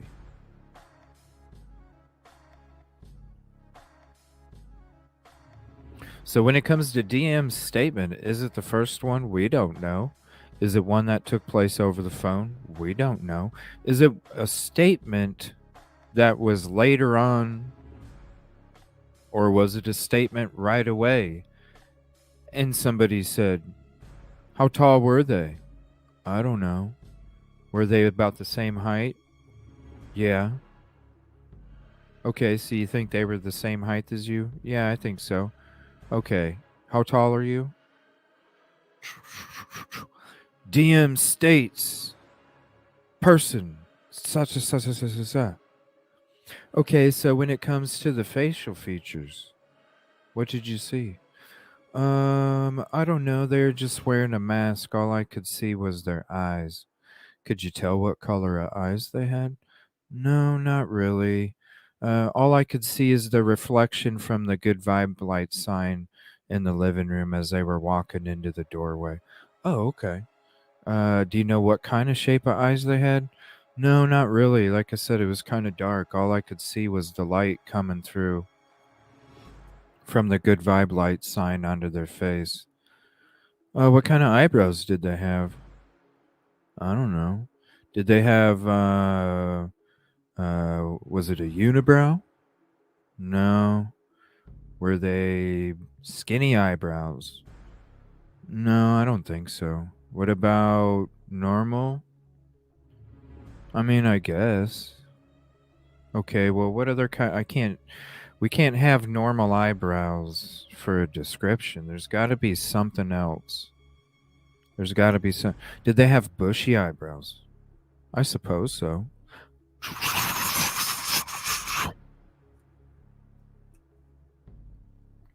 That's what I'm saying. That's how easily that statement could be put in there. Right there. Can you tell me that that could not be a statement in the PCA of DM in that situation right there? Could that not be put in the PCA as DM stating that the person was 5'10", athletic, bushy eyebrows, clad in black?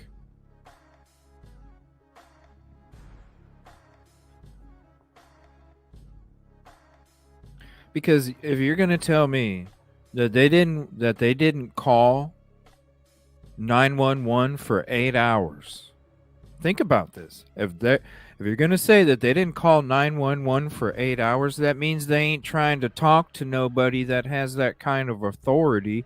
Do you think they're going to talk to LE? If they ain't going to call 911, do you think they're going to talk to LE? Why do you think the statement in the PCA says clad in black, bushy eyebrows?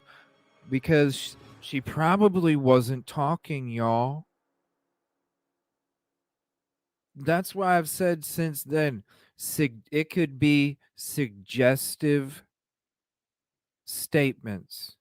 What was this person wearing navy blue? I don't know. Was this person wearing purple? No.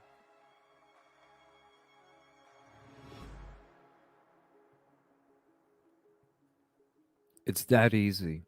That easy.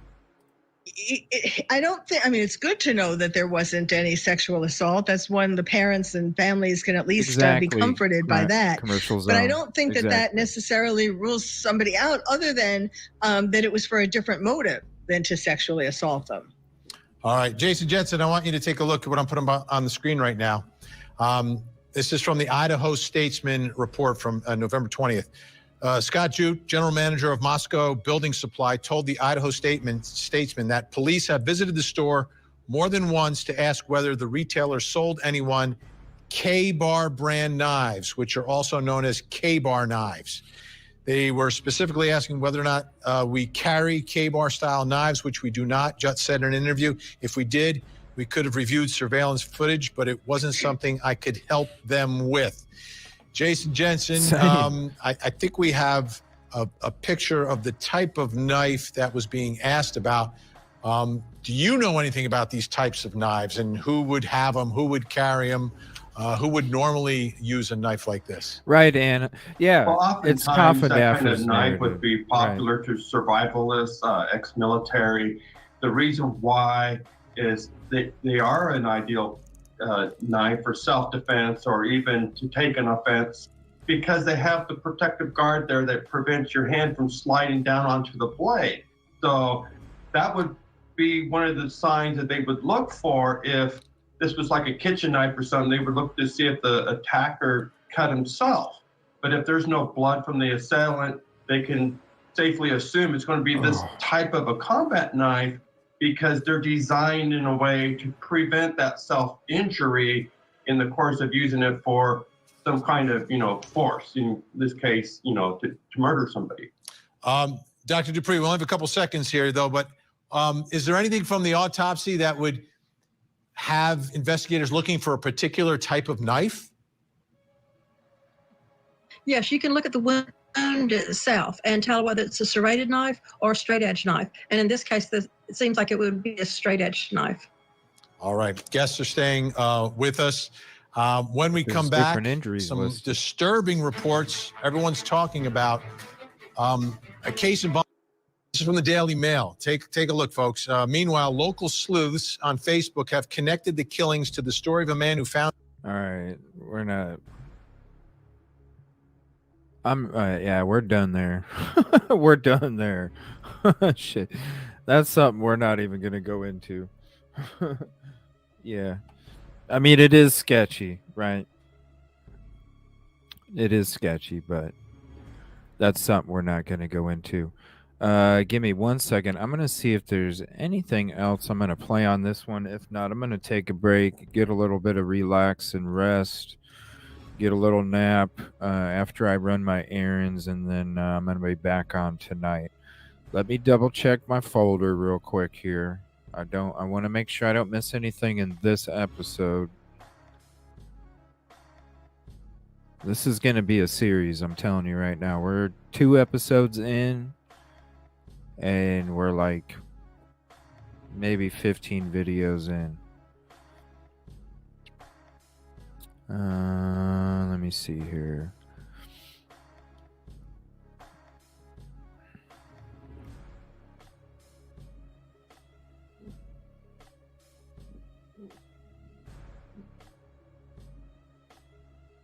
You know what? I am going to play those 2 videos. I want to play those 2 that I was talking about when it was about shit, where did I put them?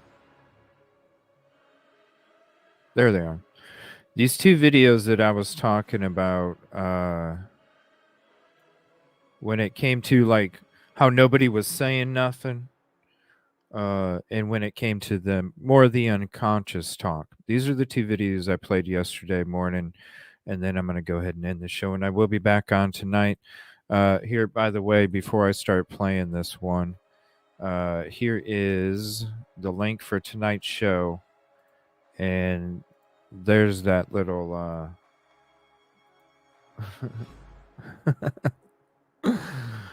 there's a reason there's an ID over there on that side. ID. If you know, you know, right? If you know, you definitely know. All right, so these are the couple small videos that we played yesterday. And welcome to this early edition of the Sunday And News this at is 5. I'm Doug. This is let me see here. It was like the same day. Yeah, so this is the same day. This one is just showing you it was for an unconscious call. The next one I'm going to show you, you can tell both of these people are very frustrated because they're not getting answers. They're both like, this is crazy. Listen to what they're saying about the community too. Very important. Doug Petcash. We begin with breaking news out of North Idaho. Students at the University of Idaho were asked to shelter in place earlier today. The University of Idaho says Moscow police are investigating a homicide on King Road, which, as you can see, is very close to campus. They say police don't have a suspect yet. Around 4 o'clock, the university posted on social media that the Moscow Police Department doesn't believe there is an active threat. The school. So he doesn't believe there's an active threat. Shelter in place lifted. Remain vigilant. Damn, necessary leave. I didn't know you're at the water cooler, buddy. Damn. You know a lot about BK, don't you? Holy shit. Damn. I didn't know you was at the water cooler like that. Maybe we need to hang out more. Shit, I need to be at the water cooler. I want to know what the hell's going on in this case. You know what I'm saying? Shit. But asks people to remain vigilant. After 1 o'clock I want to know. The university had sent an alert. Then we can talk about another case. You know what I'm saying? Then we can focus on it possibly being, hey, Let's get it out of the way. Let's get on to another case because that's what it's about. I mean, shit. I would love to be able to have more time. Hook me up, yo. Hook me up. Asking students to stay away from the Oh, area and here, shelter drop in me some place. Again, info. that Hold on one shelter in second. place has been lifted. Hold on one According second. to the Right here, spokesman review, please. Moscow police say the initial call there. was for an unconscious person, and police are now investigating it as a homicide. We'll continue to update this story as we learn more. All right, so that was the one video. So this is the other one that I wanted to show you because listen to how frustrated these guys are. It puts me at the top again. Listen to how frustrated these guys are and listen to what they're saying about the community, okay? I need to be at that water cooler. Shit. What am I doing over at this one? Okay, so the big news story over the past couple of days has been the homicide investigation happening in Moscow. An unthinkable tragedy within the University of Idaho community. Crime is an element of this industry we don't usually cover here on the 208, but there's an element of this story that has been stoking frustration, both right up there. in the small college town and down in the Treasure Valley, with families who have kids going to the school at the University of Idaho. The biggest component has been a lack of information coming from investigators. And here's what we do know. Just before noon on Sunday, Moscow police got a phone call, a report of an unconscious person in a house off King Road. When they got there, they found 4 U of Look at I how students frustrated dead, they are. killed, they believe, with a knife or some sort of edged weapon. We know the FBI is now involved. We know no weapon has been found and nobody has been arrested. Nobody is in custody. Yet the city and the police have said there also wasn't any threat to the Moscow community, believing Mine this to too. be an isolated, Mine targeted too. attack. Shit. It's that last part Mine that has a too, lot shit. of people confused and questioning how this is possible. There's apparently someone walking around willing and able to use a knife to kill 4 people, but that threat ends inside that house? The university president has told students and staff if they need to go home, they can. Their absence from class would be excused a week before Their Thanksgiving buddy break. must not be And live that or may have something. put a damper on some fears, but it hasn't helped answer many of the questions That's or why with they're the over here. frustration in trying to find them. Andrew Bartline is live in Moscow right now. And Andrew, we just Look wanted at how to talk to you frustrated today they about are. the Especially mood. You've this been guy. up there since yesterday, the mood in Moscow, and that can't be easy, seeing as so many took the president up on his offer of No, leaving they're town. upset. Yeah, and that was the first thing we saw when we pulled in. We're kind of late to the game because a lot of the stations up here covering this are in Spokane. Many took the president's offer up for leaving town. Offer of leaving town. Yesterday, the mood in Moscow, and that can't be The- easy, seeing as the so pre- many took the president the up on his president- offer of leaving town. President said, "Go ahead and leave." Yeah, and that was the first thing we saw when we pulled in. We're kind of late to the game because a lot of the stations up here covering this are in Spokane. What are you talking about, Coffin Daffer? Yeah, she described him to a T, huh? We went into some Coffin Daffer videos. Look at the titles, the headlines, and then look at it's words like Howard Bloom. I just said I think, but on the title it was, oh no, I don't, I don't need Coffin Daffer. I'm good. I'll use my own common sense. I'm good. Spokane. We had a long drive to get here, and by the time we got here, people mostly had left. I We do did all talk to right. a I woman do as all she was right. Getting out of her house, packing I her do car. all She right. lives right next door. She said she was the last of her 6 roommates to leave town. She's driving one of her You roommates to guys the are airport, hilarious. and then she's driving back home I to love it. Homedale, Idaho. So a lot of people in this neighborhood are gone. Campus is quiet, and we talked to students who are still here. They say that academically they feel they need to be here for their own reasons, but a lot of Right. them said that they don't Where understand was how the these data points profile? connect to Right. where they're safe, but no suspect is in custody. It's a difficult Right. data points to make sense of, Brian. Right, Bella. Up there, Right. Moscow police and the city, they're not beholden to the media when it comes to what they can and can't tell us, but there are families up there with students Oh, who want to know shit. what's You going guys on, whether are their kids are safe, hilarious. for those that kind of I stuck love behind. it. So what's been the difficulty in getting information from law enforcement? Life is so beautiful. Even with the trolls, Well, I mean, it's we've funny gone as shit. to the police department and tried to talk to them face to face. They say the captain's not there, who's sort of in Oh, charge man. of being the public information officer for this investigation.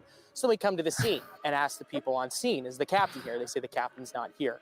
And it's difficult to get a hold of him through phone call because if he's not in the office, when we're at the police department, we're certainly not answering his phone there either. There was a moment Nope. earlier today where that captain went through and called back a lot of media members and answered some questions, but a lot of the details still weren't sorted out. Really, all we got confirmed from that phone call was they are looking for a suspect. And it kind of started and stopped there. There wasn't a whole lot more other than that. I guess we do now know that the unconscious person that they originally responded to is among those 4 that are dead. We did get that confirmed as well. But that's kind of been it outside the press releases. It's been very hard to get information. And I understand they have a job. Mm-hmm. Very hard to get information. Seriously, if you have the docs or whatever, go ahead and drop them. Go ahead and send them to me. We'll talk about it. Other than that, I haven't seen anything.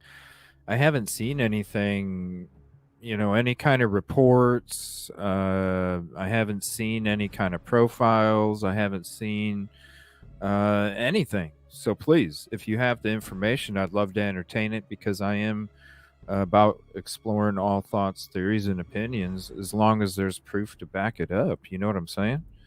I'm not about to reach some crazy ass wild speculation. It is a speculation channel, because let's be honest, I'm not at the water cooler that some people are, I guess. But yeah, I mean, that's what it is with any kind of journalism, other than with what's already been confirmed. It's called speculation.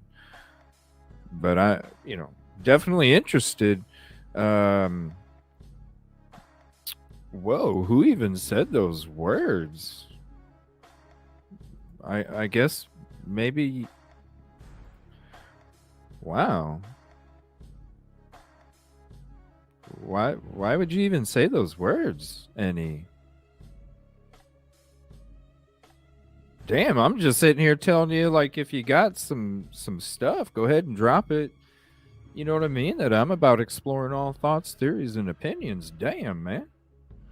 Or lady, I'm not sure which, because it's a puppy. But damn. I mean, you've been hanging out in the channel for a while. You know we're all about exploring thoughts, theories, and opinions that make sense and have evidence. You know, otherwise it's just a little bit of speculation, and there's just some stuff that I'm not willing to entertain or go down out of respect for the victims, the families, and everybody involved. So when you're typing in the stuff that you're typing, I'm sorry. I'm just not that channel that's going to entertain that kind of stuff without some kind of documentation. That's all. No reason just to type in those kind of vulgar words, especially to a community where most of them are females. I mean, I don't understand why you'd even be using those words when most of the community is females in the first place.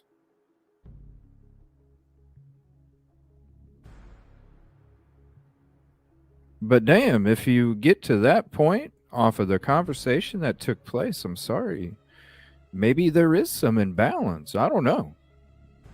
There's an imbalance of something, whether it's your Cheerios to your Wheaties. I don't fucking know. But there's some kind of imbalance.